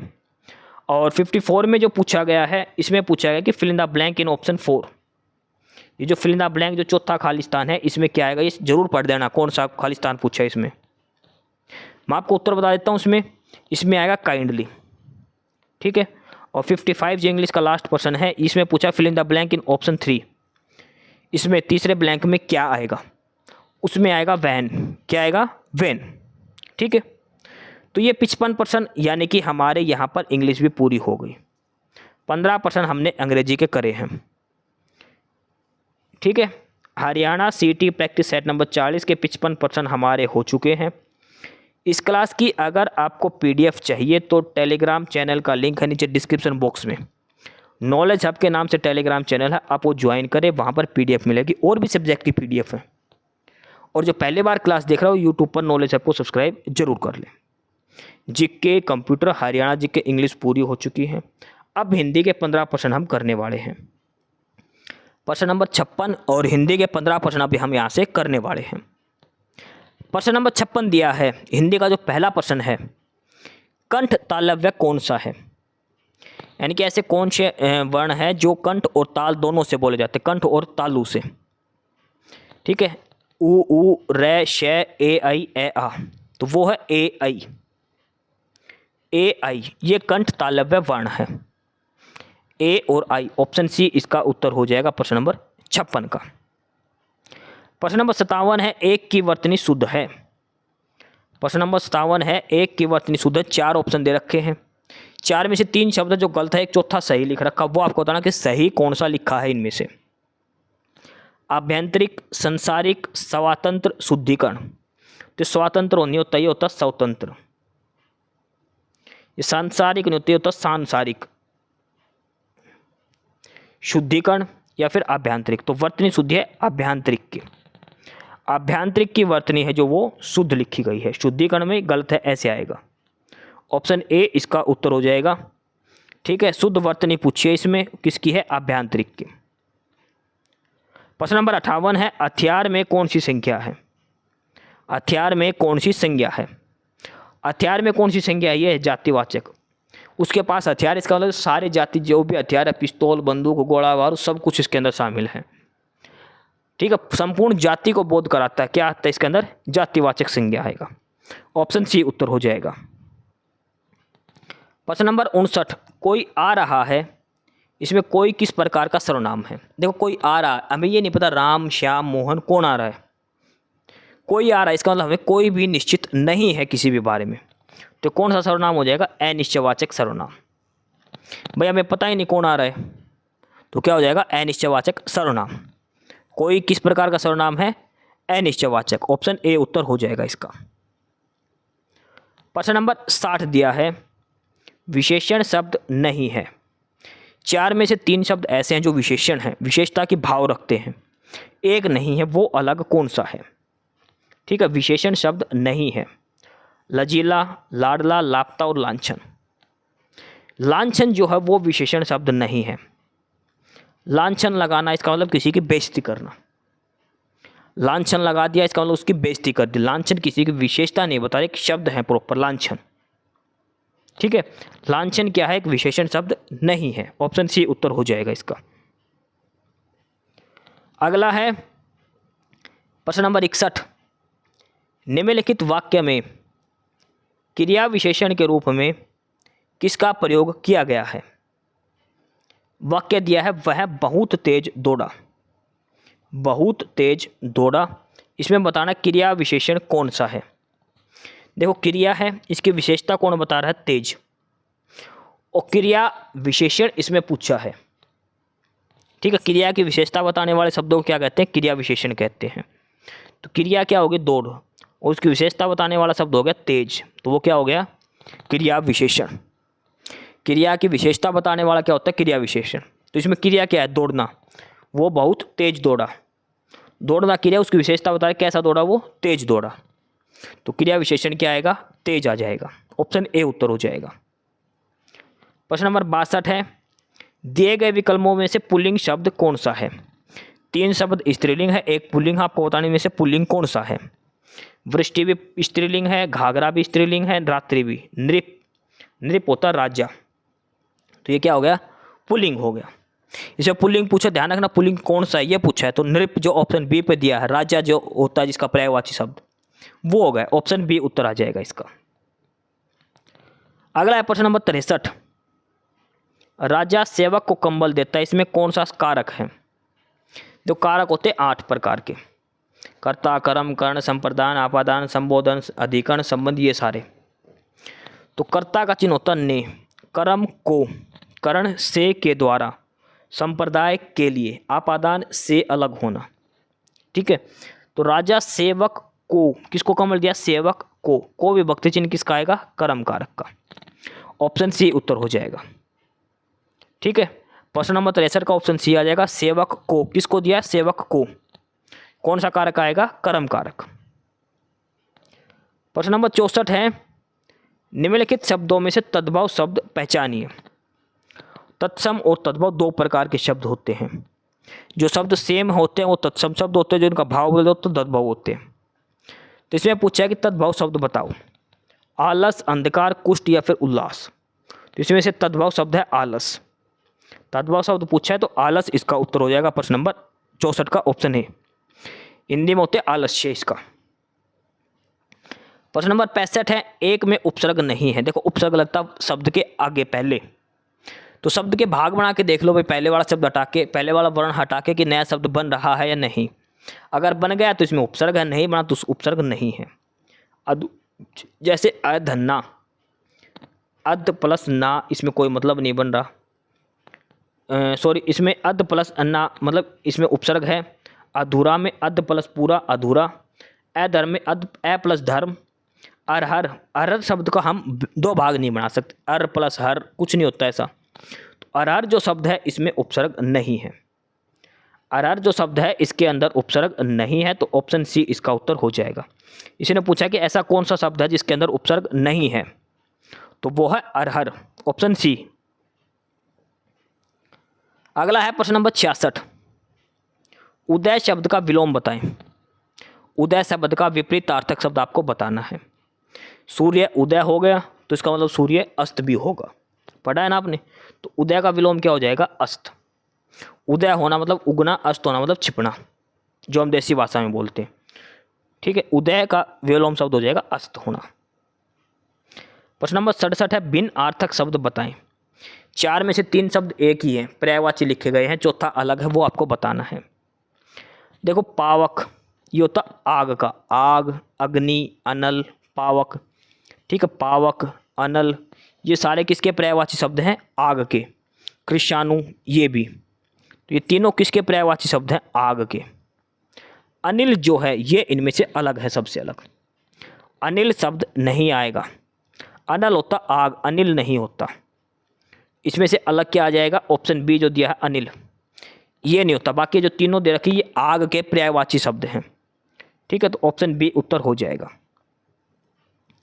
प्रश्न नंबर 68 दिया है लक्ष्य का अनेकार्थक शब्द, यानी कि लक्ष्य शब्द के क्या क्या अर्थ होते हैं। तो लक्ष्य का पहला तो मतलब हो गया निशाना लगाना, निशाना साथ में लक्ष्य पे फोकस करो। दूसरा होता है अपने जीवन का क्या लक्ष्य है, यानी कि जीवन का क्या उद्देश्य है। समझ गए? निशाना लगाना और उद्देश्य, ये दो होते हैं लक्ष्य के अर्थ, निशाना और उद्देश्य। ऑप्शन ए उत्तर हो जाएगा प्रश्न नंबर 68 का, निशाना और उद्देश्य। अगला है प्रश्न नंबर 69, नियत और नियत क्या क्या मतलब होता है। नियत छोटी नी की मात्रा और दूसरे में बड़ी ई की मात्रा है नियत में, दोनों का अलग अलग मतलब है, क्या होगा। देखो नियत का मतलब हो गया इरादा क्या है, तेरी नियत क्या है, इरादा क्या है। एक होता है नियत समय पर काम होना, यानी कि निश्चित समय पर, ये बोलते हैं नियत समय पर काम हो गया, इसका मतलब निश्चित समय पर काम हो गया, उसमें आएगा छोटी ई की मात्रा। और एक नियत, नियत मतलब इरादा क्या है तेरी, वो बोलते हैं तेरी नीयत क्या है, तेरी नीयत अच्छी नहीं है इस चीज़ को लेकर, यानी कि तेरी नीयत अच्छी नहीं, इसका मतलब तेरे इरादे अच्छे नहीं हैं। तो ध्यान रखना हिंदी में शुद्ध वर्तनी में छोटे ई की मात्रा इसका मतलब होता है निश्चित, बड़े ई की मात्रा इसका मतलब होता है इरादा। ऑप्शन सी उत्तर हो जाएगा इसका, प्रश्न नंबर 69 का। ठीक है, प्रश्न नंबर 70, वह स्त्री जिसका पति दूसरा विवाह कर ले, ऐसी स्त्री जिसका पति दूसरा विवाह कर ले उसके जिंदा रहते, उसको क्या बोलते हैं? उसको बोलते हैं अद्युडा। अद्युडा उस स्त्री को कहा जाता है जिसका पति दूसरा विवाह कर ले, बिना तलाक दिए, बिना अलग हुए, उसको बोलते हैं अद्युडा। ऑप्शन ए उत्तर हो जाएगा इसका। ठीक है, वाक्यांश के लिए एक शब्द इसमें पूछा गया था। तो 70% हो चुके हैं और यहाँ पे हमारी हिंदी पूरी होती है। ठीक है, हिंदी के हमने 15% इसमें देखे हैं, पर्सन 15 पूरे हो गए। क्लास की पीडीएफ के लिए आपको डिस्क्रिप्शन बॉक्स में टेलीग्राम चैनल का लिंक मिलेगा, नॉलेज हब के नाम से, आपको ज्वाइन कर लेना है। पहली बार क्लास देख रहे हो तो यूट्यूब पर भी नॉलेज हब सब्सक्राइब जरूर कर लेना। Practice set number 40 GK, Haryana GK, computer, Hindi, English पूरी हो गए। अब 30 सवाल बचे हैं। 15 सवाल आएंगे गणित के, मैथमेटिक्स के, और 15 सवाल आएंगे रीजनिंग के। फटाफट से देख लेते हैं सवाल नंबर 71 से, जो गणित का पहला सवाल है। तो सवाल नंबर 71 जो गणित का पहला सवाल है, इसमें दिया है शालिनी, तनवीर और राशिद, इन्होंने एक केक को साझा किया है। एक केक था, 3 बंदे खाने वाले थे। शालिनी को इसका 1/4 हिस्सा मिला, तनवीर को इसका 1/4 हिस्सा मिला, और शेष भाग राशिद को मिला। तो इसने पूछा कि केक का राशिद को कितना हिस्सा मिला। भाई पूरा केक था 1, ठीक है, उसमें से 1/6 भाग शालिनी ने खा लिया, प्लस 1/4 भाग तनवीर ने खा लिया। तो राशिद को कितना मिलेगा? तो 1 में से इन दोनों का जोड़ घटाना है। ठीक है, यानी कि 1 टोटल था, इसमें से 1/6 उसने खा लिया, माइनस 1/4 उसने खा लिया। 6 और 4 का एलसीएम कितना आ जाएगा? 12। तो ये आएगा 12 माइनस 6 दूनी 12, 4 तिया 12, 12 में से 5 गए तो 7, 7/12। ऑप्शन डी उत्तर हो जाएगा। तो राशिद को कितना हिस्सा मिला? राशिद को इसका हिस्सा मिला था 7/12। ऑप्शन डी उत्तर हो जाएगा। ठीक है, एक तो तरीका हो गया ये। दूसरा तरीका क्या है? 6 और 4 जो बटे में दे रखा है, इनका एलसीएम मान लो 12। तो ये मान के चलो केक के टोटल कितना हिस्सा था? 12 हिस्से थे केक के। उसमें से 1/6 भाग इसको मिला शालिनी को, यानी कि 1/6 करेंगे तो इसका 1/6 करेंगे, 2 भाग शालिनी ने खा लिए। 1/4 मिला तनवीर को, 1/4 करेंगे तो 3 हिस्से, 2 हिस्से शालिनी ने खा लिए, 3 हिस्से तनवीर ने, टोटल हिस्से थे 12। तो कितना हिस्सा बच गया? 7। तो 7/12। राशिद के पास कितना बचेगा? 7/12। ऑप्शन डी उत्तर हो जाएगा। ठीक है, अगला है सवाल नंबर 72।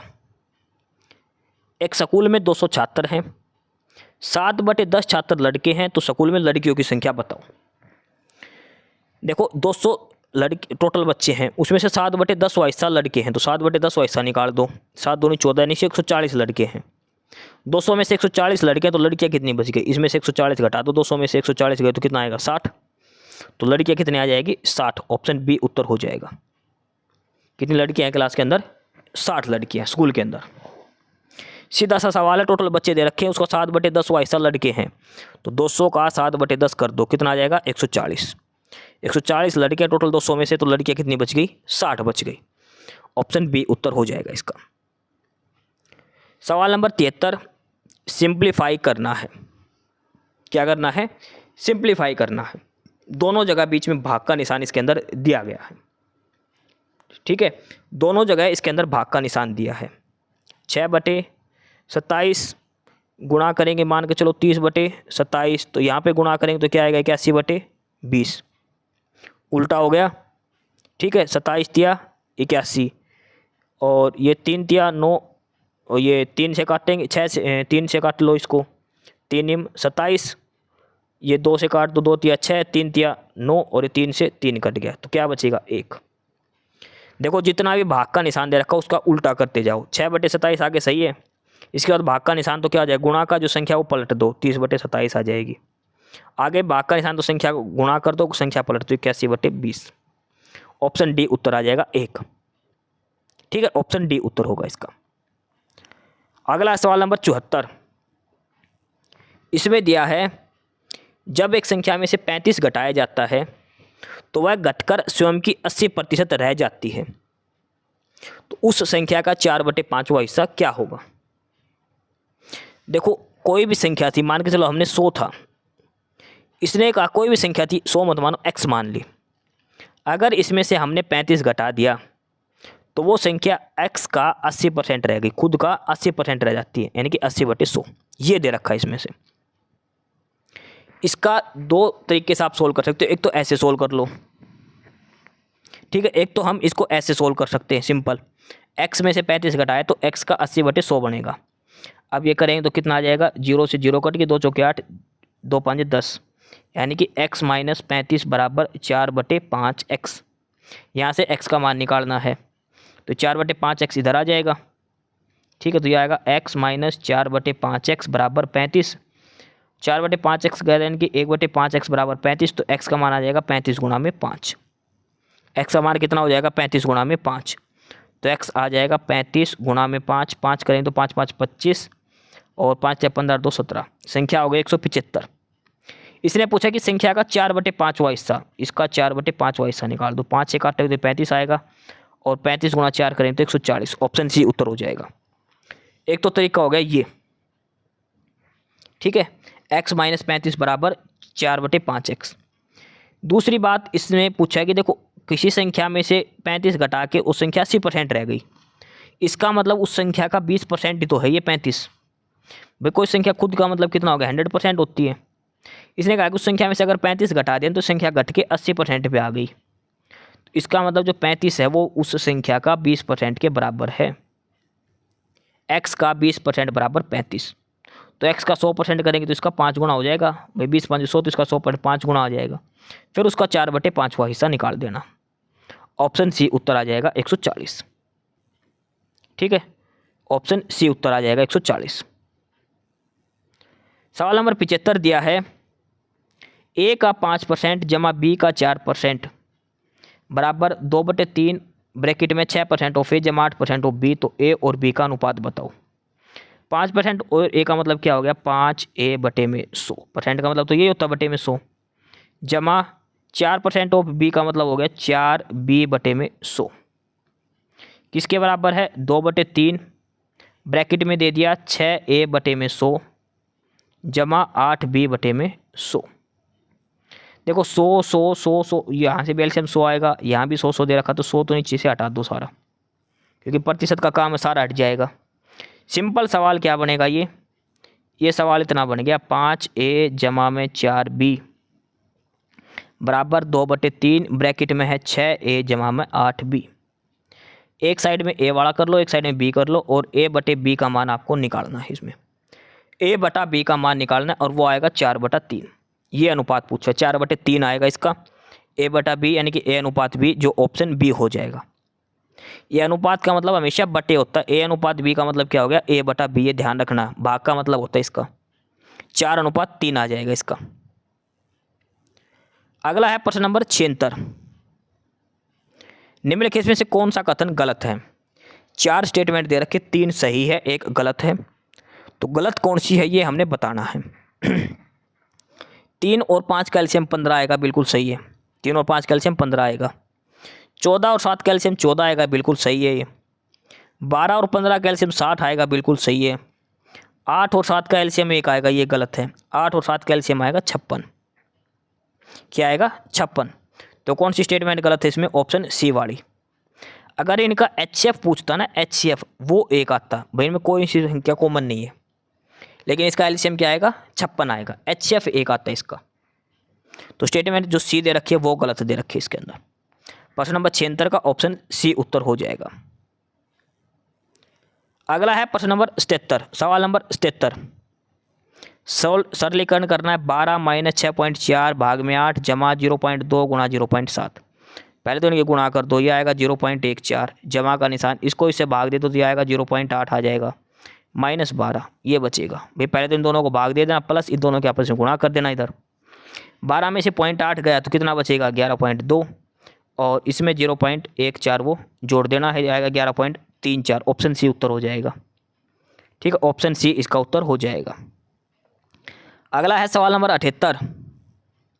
औसत का सवाल है, एवरेज का सवाल है ये। इसमें दिया है एक कक्षा में 18 लड़कों का औसत वजन है 525 किलोग्राम। 18 लड़कों का एवरेज वेट दे दिया 52.5, 525 नहीं, 52.5। देखो 52.5 इंग्लिश में सही दे रखा है एवरेज वेट। और जो 6 लड़के बच गए, क्लास में 6 लड़के और हैं, उनका एवरेज वेट है 44.5। ये 44.5 है, ये 52.5। ध्यान रखना, पूरी क्लास का एवरेज वेट पूछा, इसने कितना होगा। तो क्या करना है? 52.5 टोटल वेट निकालो 18 बच्चों का, 18 से गुणा कर दी, जमा में 6 बच्चों का एवरेज वेट है 44.5, इससे गुणा कर दो, इनका टोटल वेट आ जाएगा। दोनों को जोड़ दो, और कितने बच्चे हो गए टोटल क्लास में? 18 और 6 24, 24 से भाग दे दो, ये एवरेज वेट आ जाएगा। ये ध्यान रखना 505 ने 50.5, 51.5 ऐसे दे रखे ऑप्शन में। ये पॉइंट लगा हुआ है, एक ध्यान रखना, टाइपिंग मिस्टेक है ये। तो इसमें से पूछा है कि एवरेज वेट पूरी क्लास का कितना हो जाएगा, तो वो हो जाएगा 50.5। पहले तो 18 बच्चों का टोटल वेट निकाल दो, टोटल वेट कितना आएगा? 52.5। 18 बच्चों का कितना आ जाएगा? 18 से गुणा कर दिया। फिर 6 बच्चों का टोटल वेट निकालो, 6 बच्चों का एवरेज वेट कितना? 44.5 गुणा में 6, टोटल वेट आ गया। इनको जोड़ दो आपस में, बटे में टोटल बच्चे कितने हैं? 18 और 6 24, 24 से इसको भाग दे दो। ऑप्शन ए उत्तर हो जाएगा 50.5। 50.5 पूरी क्लास का एवरेज वेट आ जाएगा। ठीक है, अगला है सवाल नंबर 79। अमित और राम के पास टोटल 1300 रुपये हैं। अमित से 500 रुपये लेने पर अमित के पास वही राशि होगी जो राम के पास पहले थी। अमित और राम के पास शुरुआत में जो राशि थी उनका अनुपात बताओ। देखो अमित और राम के पास 1300 रुपये हैं। ठीक है, अमित से 500 रुपये ले लिए, तो अभी राशि भी टोटली तो 1300 थे, इसमें से 500 गए तो टोटल राशि कितनी बच गई? अब 800 रुपये बच गई। अब ये कहा कि अमित से 500 लेने पर अमित के पास जो रुपये बच गए ना, वो उतने ही हैं जो राम के पास पहले से थे। इसका मतलब क्या है? 800 थे, राम और अमित के पास अब बराबर रुपये हैं, तो इसका मतलब अमित के पास भी 400 है और राम के पास भी 400 है। अगर राम के पास 500 रुपये नहीं लेते, अमित से 500 रुपये नहीं लेते, तो इसका मतलब अमित के पास कितने थे? 900। राम के पास कितने थे? 400। इनका अनुपात कितना है? तो 900 अनुपात 400, यानी कि 9:4। अमित और राम के पास जो राशि का अनुपात हो जाएगा 9:4 हो जाएगा। टोटल 1300 रुपये थे अमित और राम को मिला के, अमित और राम को मिलाकर टोटल 1300 रुपये थे। इसने कहा कि अमित से 500 रुपये वापस ले लिए, तो इसका मतलब टोटल में से 500 घट जाएंगे। अब कितने रुपये बच गए? 800 बच गए अमित और राम के पास। इसने कहा कि अमित से अगर हम 500 ले लिए ना, तो अमित और राम के पास अब बराबर रुपये हो गए। टोटल रुपये 800 हैं, तो बराबर का मतलब 400 अमित के, 400 राम के पास। इसने कहा कि 500 रुपये लेने से पहले अनुपात कितना था, तो पहले हम अमित के पास भी 400 है, राम के पास भी 400, लेकिन अगर हम 500 नहीं लेते तो अमित के पास कितने थे? 900 ही तो थे, तो अनुपात हो जाएगा 900:400, यानी कि 9:4। Option D. सवाल नंबर 80 दिया है, लाभ आने का आसान सवाल है। 15 वस्तुओं का क्रय मूल्य 12 के विक्रय मूल्य के बराबर है, तो 15 CP बराबर 12 SP। तो यहाँ से CP बटे SP निकालेंगे, तो यह आ जाएगा 12/15, यानी कि कॉस्ट प्राइस 12, सेलिंग प्राइस 15। 12 रुपये में चीज़ खरीद के 15 में बेच दी, तो क्या हो गया, लाभ हो गया कितने का, 3 का, कितने पर, 12 का, 3/12 यानी कि 1/4, 1/4 का मतलब 25%, तो क्या आ जाएगा, 25% लाभ आ जाएगा। सीधा सा ऐसे लिखना है, 15 की कॉस्ट प्राइस दे रखी है बराबर 12 का सेलिंग प्राइस, ऐसे कॉस्ट प्राइस और सेलिंग प्राइस का क्रय मूल्य और विक्रय मूल्य का अनुपात निकाल दो, तो ऊपर वाला क्रय मूल्य आ जाएगा, नीचे विक्रय मूल्य। ठीक है, ऑप्शन बी उत्तर हो जाएगा सवाल नंबर 80 का। सवाल नंबर 81 दिया है, ये ब्याज पर है। ब्याज की गणना वार्षिक चक्रवृद्धि के आधार पर किए जाने पर किसी निश्चित धनराशि में 2/2/3 साल के लिए 15% वार्षिक दर से चक्रवृद्धि ब्याज 9,095 है, तो मूलधन बताओ। देखो टाइम का ध्यान रखना, 2/2/3 साल दे रखा, तो 2 साल का तो पूरा पूरा हो जाएगा। 2/3 वर्ष का मतलब दर का 2/3 कर दो भाई यहाँ पे, तो 3 2 5 दूनी 10%। तीसरे साल के लिए आपको 10% दर लेनी है, 2 साल के लिए 15% और तीसरे साल के लिए 10% दर लेनी है। चक्रवृद्धि ब्याज का फार्मूला आपको लगाना है। ठीक है, तो इनका कोई अनुपात के हिसाब से मान लीजिए शुरू में 10,000 रुपये, आपने 10,000 1 लाख रुपये मान लो, पहले 15% निकालो, अगले साल का भी 15 और तीसरे साल के लिए 10% के हिसाब से। चक्रवृद्धि ब्याज तो टोटल आए वो दे रखा 9,095, उसके बराबर रख दो, तो आपको मूलधन निकालना है, और मूलधन इसका आ जाएगा 5,000 रुपये। क्या आ जाएगा, 5,000 रुपये इसका मूलधन आ जाएगा। अगला है सवाल नंबर 82, टाइम एंड वर्क का ये सवाल है। ए किसी काम को करता है 6 दिन में, बी प्लस सी करते हैं 4 दिन में, ए प्लस सी करते हैं 3 दिन में, तो बी अकेला कितने दिन में करेगा, तो पहले इनका एलसीएम ले लो। 6, 4 और 3 का एलसीएम कितना आ जाएगा, 12, यानी कि ए की क्षमता कितनी होगी, 6 दूनी 12, बी प्लस सी की क्षमता कितनी होगी, 4 तिया 12, और ए प्लस सी की आएगी 4। देखो ए की अकेले की क्षमता है 2, ए की अकेले की क्षमता कितनी है 2, और ए प्लस सी की क्षमता कितनी है 4 है, तो सी की क्षमता कितनी आएगी, इसका मतलब सी की भी 2 है, तभी तो ए प्लस सी की क्षमता 4 आएगी। अब सी की क्षमता 2 है और बी प्लस सी की क्षमता 3 है, तो इसका मतलब बी की क्षमता कितनी आ गई, 1। समझ गए भाई, टोटल जोड़ी तो होगा क्षमता का, एफिशिएंसी का। अब टोटल काम है 12, बी की एफिशिएंसी कितनी है 1, 12 के एफिशिएंसी से कितने दिन में काम करेगा, 12 दिन में। ऑप्शन बी इसका उत्तर हो जाएगा। 6, 4 और 3 का एलसीएम आ जाएगा 12, ए की क्षमता आ जाएगी 2, सी की भी 2 आएगी और बी की 1 आएगी, तो 12/1 करेंगे तो 12 उत्तर आ जाएगा। ऑप्शन बी उत्तर हो जाएगा इसका। सवाल नंबर 83 दिया है, टाइम एंड डिस्टेंस का है। एक लड़का अपने घर से 8 किलोमीटर की चाल से स्कूल जाता है तो 30 मिनट लेट पहुंचता है। 12 किलोमीटर प्रति घंटा से जाए तो टाइम पे पहुंच गया, तो घर से स्कूल की दूरी क्या होगी। घर से स्कूल की दूरी इसने पूछी है, वो क्या होगी। देखो कोई व्यक्ति अगर 8 की स्पीड से गया तो 30 मिनट लेट पहुंच गया, तो देखो पहले इसमें सीधी सी बात है, टाइम देखो स्पीड दे रखी है ना, तो स्पीड का अनुपात निकाल दो। स्पीड क्या होता है, डिस्टेंस अपॉन में टाइम होता है, दूरी बटे में समय, चाल। तो चाल का अनुपात निकाल दो, पहले चाल थी 8, अब चाल है 12। चाल का अनुपात निकलेगा तो समय का अनुपात निकल जाएगा उल्टा। भाई चाल और समय का एक दूसरे का उल्टा है ना, तो वो दे रखा है, इससे दूरी का अनुपात निकाल लेना। चाल का दे रखा 2/3, पहले चाल 2 थी, अब चाल हो गई 3, 1 यूनिट बढ़ गए, 1 यूनिट बढ़ते ही 30 मिनट का फ़र्क हो गया। इसने कहा है कि 12 की स्पीड से पूरी स्पीड पे जा रहा है। देखो ये सिंपल शॉर्टकट बता रहा हूँ मैं, पहले तो चाल का अनुपात निकाल लो, 8/12 करेंगे तो यानी कि 2/3 हो जाएगा। अब चाल पहले 2 थी, अब चाल हो गई 3, 1 यूनिट बढ़ गई चाल की, उससे फ़र्क कितना पड़ गया, 30 मिनट का फ़र्क पड़ गया। ठीक है, समय पर पहुँच रहा है, वो नीचे 3 की स्पीड से जा रहा, तो अगर 3 की स्पीड से जाएगा तो यानी कि 90 मिनट लगी उसको जाने में। ठीक है, तो 12 किलोमीटर प्रति घंटा के हिसाब से 1.5 की वो करेगा, वो इसके हिसाब से टाइम से पहुंचेगा। वो एक बार गुणा भाग आप ये करके देख लेना, उसकी जो दूरी आएगी घर से ऑफिस की दूरी है वो आएगी 12 किलोमीटर ही। घर से जो स्कूल की दूरी है वो 12 किलोमीटर ही इसकी आएगी, ये ध्यान रखना आपको। सवाल नंबर 84 आप खुद से सोल्व कर लेना। और उसके बाद है सवाल नंबर 85, ये है मिक्सचर और एलिगेशन पर। मिक्सचर और एलिगेशन का सवाल है, ये आप खुद से सोल्व करके देखना। इसमें दिया है कि 45% एल्कोहल है एक सॉल्यूशन के अंदर, दूसरे के अंदर है 60%। इन दोनों को मिला दे 2:3 के अंदर।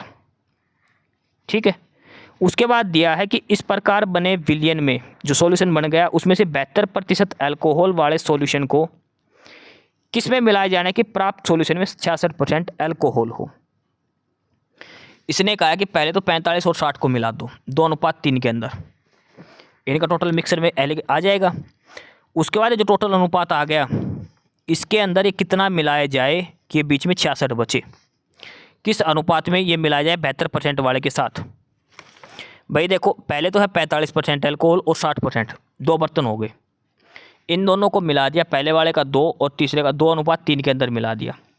तो पहला है 45%, दूसरा है 60, तो किस में मिलाएंगे x में, क्या अनुपात होना चाहिए 2:3। तो यानी कि जो बीच में जो संख्या आएगी वो 45 और 60 के बीच की आएगी। ठीक है, तो यहाँ से 3 बचना चाहिए, तो अगर इसको हम ले तो 4 और 6 करेंगे तो ये क्या आएगा 51, ये भी नहीं बनेगा। इसका मतलब क्या आएगा, ये बीच की संख्या पहले आपको निकालनी पड़ेगी। यहाँ पे आएगा 50 भी नहीं आएगा, 51, ये देख लेना इसमें जो भी आएगा इसमें। ठीक है, वो जो आ गया मान के चलो यहाँ पर आ गया 55, मान लिया हमने 45 और 60 को 2:3 में मिलाने पर 55 आ गया, मान लिया हमने। तो इसने कहा कि 55 ले लिया, फिर इसको 72% वाले के साथ मिला दिया और टोटल बन गया 66% लास्ट मिक्सर। तो ये तो किस अनुपात में मिलाने जाने चाहिए, तो इनका ये जो लास्ट का अनुपात है ये इसमें पूछा गया है, और वो अनुपात आएगा 1:2 का।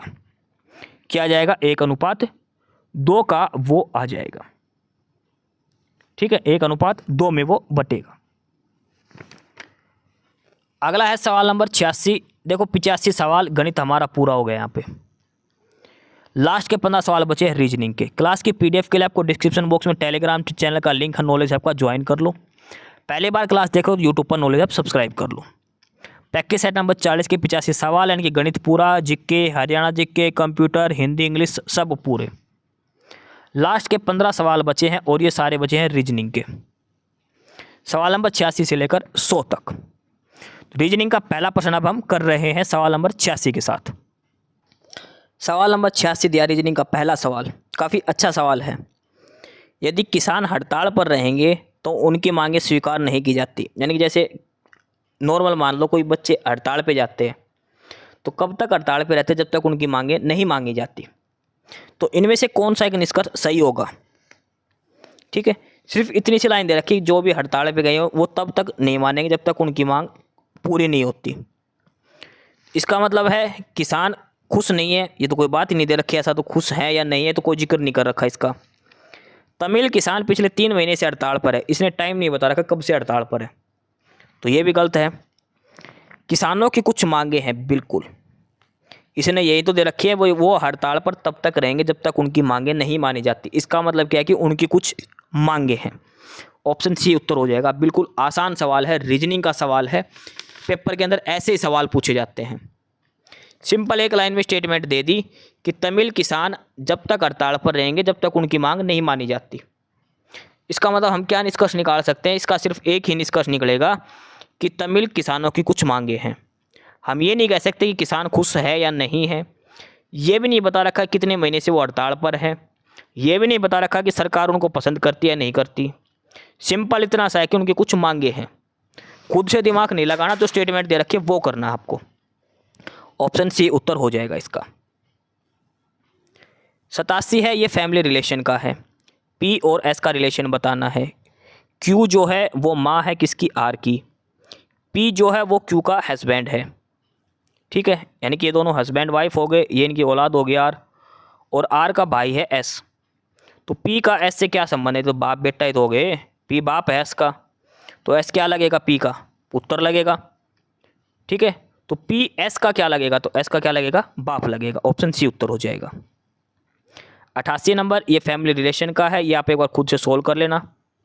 ठीक है, क्यू एस की डॉटर है, पी की उसकी ग्रैंड डॉटर है, तो आर का टी से क्या संबंध है, और ये पिता ही इसका उत्तर आएगा। ये आपको एक बार सोल्व करके देखना है।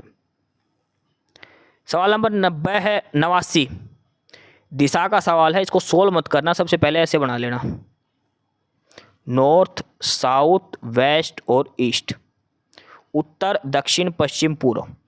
उसके बाद जो जैसे दिया है उसको ऐसे खड़ा कर देना, दाएं बाएं घुमा देना। सबसे पहले डायग्राम दिशा जरूर बना लेना, नॉर्थ किस साइड ले रहे हो, साउथ किस साइड, ईस्ट किस साइड, वेस्ट किस साइड। ठीक है, इसका उत्तर आ जाएगा 40 मीटर, इसका उत्तर आएगा ऑप्शन सी, आपको सोल्व करके देखना है। सवाल नंबर 90 है कथन और निष्कर्ष का। दो कथन दे रखे हैं, दो निष्कर्ष दे रखे हैं, आपको बताना कौन सा सही है कौन सा गलत है।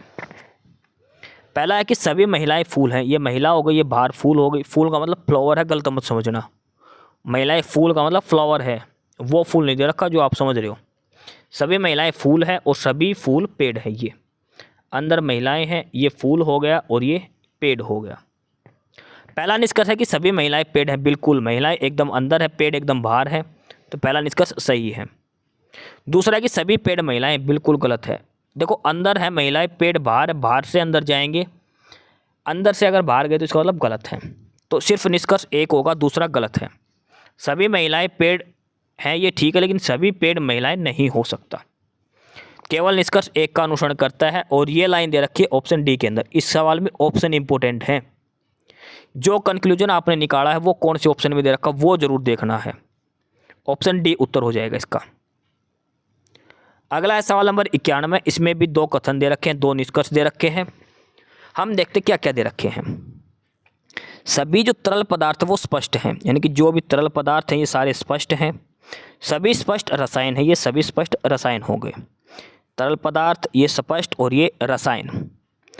पहला निष्कर्ष है कि कुछ रसायन तरल पदार्थ हैं, कुछ रसायन तरल पदार्थ है, बिल्कुल रसायन टोटल बाहर का, इसके अंदर कुछ ये तरल पदार्थ वाला ये हिस्सा दिया गया है, बिल्कुल सही बात है।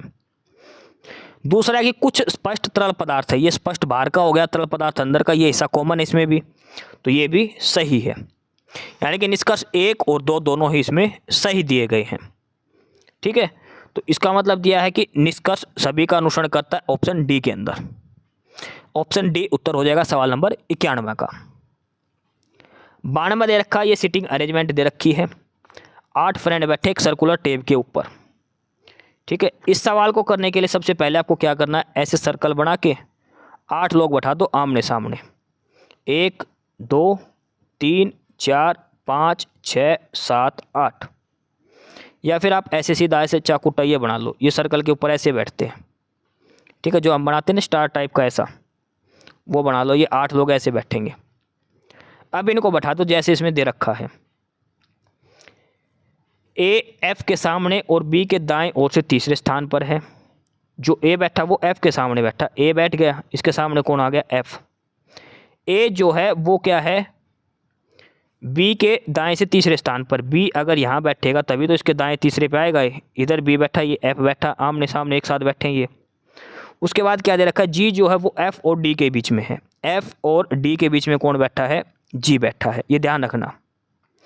एच जो है वो डी के बाईं ओर है। ई जो है वो सी और ए के बीच में है, तो एच के सामने कौन बैठा है।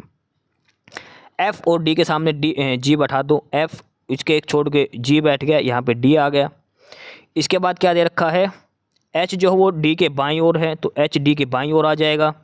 ई जो है वो सी और ए के बीच में, तो इधर सी आ जाएगा, इधर ई आ जाएगा, ये आ गया। इसने पूछा कि एच के सामने कौन बैठा है, तो एच के सामने कौन आएगा, एच के सामने बी बैठा है, ये एच इसके सामने बी, ऑप्शन ए उत्तर हो जाएगा।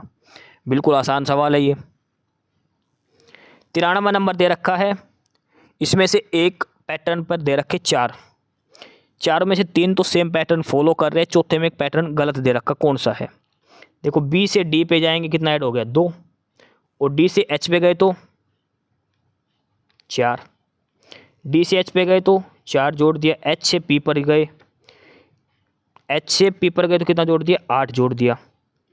ठीक है, ई से जे पर गए तो ई आई जे, E F G H I जे, कितना जोड़ दिया 5। जे से टी पर जोड़ गए तो 10 जुड़ना था, लेकिन जोड़ कितना रखा, J K L M N O P Q R S T, 10 जोड़ दिया। एफ से एल पर गए तो 7 जोड़ दिया।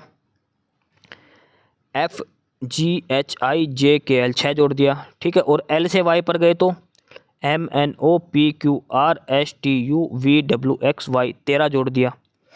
अब देखो इसमें बी से डी गए तो पहले से दूसरे पे गए तो 2 जोड़ दिया, दूसरे से तीसरे गए तो 4 जोड़ दिया। इसमें 4 जोड़ दिया तो इसमें 8 जोड़ दिया। इसमें 5 जोड़ दिया तो इसमें 10 जोड़ दिया। कहने का मतलब क्या है, पहले वाले का डबल जोड़ रखा है अगले नंबर में। शुरू के 2 नंबर में अगर 4 का गैप है तो अगले में 8 का गैप है। पहले दो में अगर 6 का गैप है तो अगले दो में 12 का गैप है, इसमें 5 का गैप है तो उसमें 10 का। लेकिन जो फ्लाई दे रखा है इसमें एफ और एल के बीच में तो 6 का गैप है, और एल और वाई के बीच में 12 का गैप होना था, लेकिन ये गैप कितने का दे रखा, 13 लेटर का गैप है। तो इसका मतलब फ्लाई जो वर्ड है वो गलत दिया गया है, ऑप्शन सी इसमें अलग हो जाएगा। ठीक है, फर्स्ट सेकंड के बीच में जो लेटर का गैप है तो सेकंड और थर्ड के बीच में उसका डबल का गैप है, ये ध्यान रखना है। 94 में भी ये बताना है अलग क्या है, इमेज कौन सी अलग है इसमें से, 94 नंबर में से, 94 नंबर में से ये आपको बताना है कि इमेज इसमें से कौन सी अलग है। देखो ये एक सर्कल है, सॉरी रेक्टेंगल है, इसको ऐसे मोड़ रखा तो ये इस वजह से हमें ऐसा दिखाई दे रहा है, ये एकदम प्लेन हो गया। लेकिन ये एक ऐसा उभरा हुआ हिस्सा है सिलेंड्रिकल शेप में, ये इसमें सबसे अलग दी गई है, सिलेंड्रिकल शेप है ये, ऑप्शन सी वाली। 95 नंबर कथन निष्कर्ष का है। कथन क्या दे रखा है, इस रेस्टोरेंट में सबसे अच्छा हॉट एंड सोर सूप मिलता है। भाई किसी भी रेस्टोरेंट की बता रखी कि इसमें सूप सबसे बढ़िया मिलता है। इससे हम क्या निष्कर्ष निकाल सकते हैं कि अन्य रेस्टोरेंट में भी सूप मिलता है, हो सकती है ये बात, ऐसा कोई जिक्र भी नहीं है हालांकि। दूसरा दे रखा कि इस रेस्टोरेंट में मिलने वाला सूप दुनिया का सबसे अच्छा सूप है। अब इसने ये तो नहीं कहा कि भाई दुनिया का सबसे अच्छा सूप है, ऐसी तो कोई बात इसने ऐसे नहीं कही।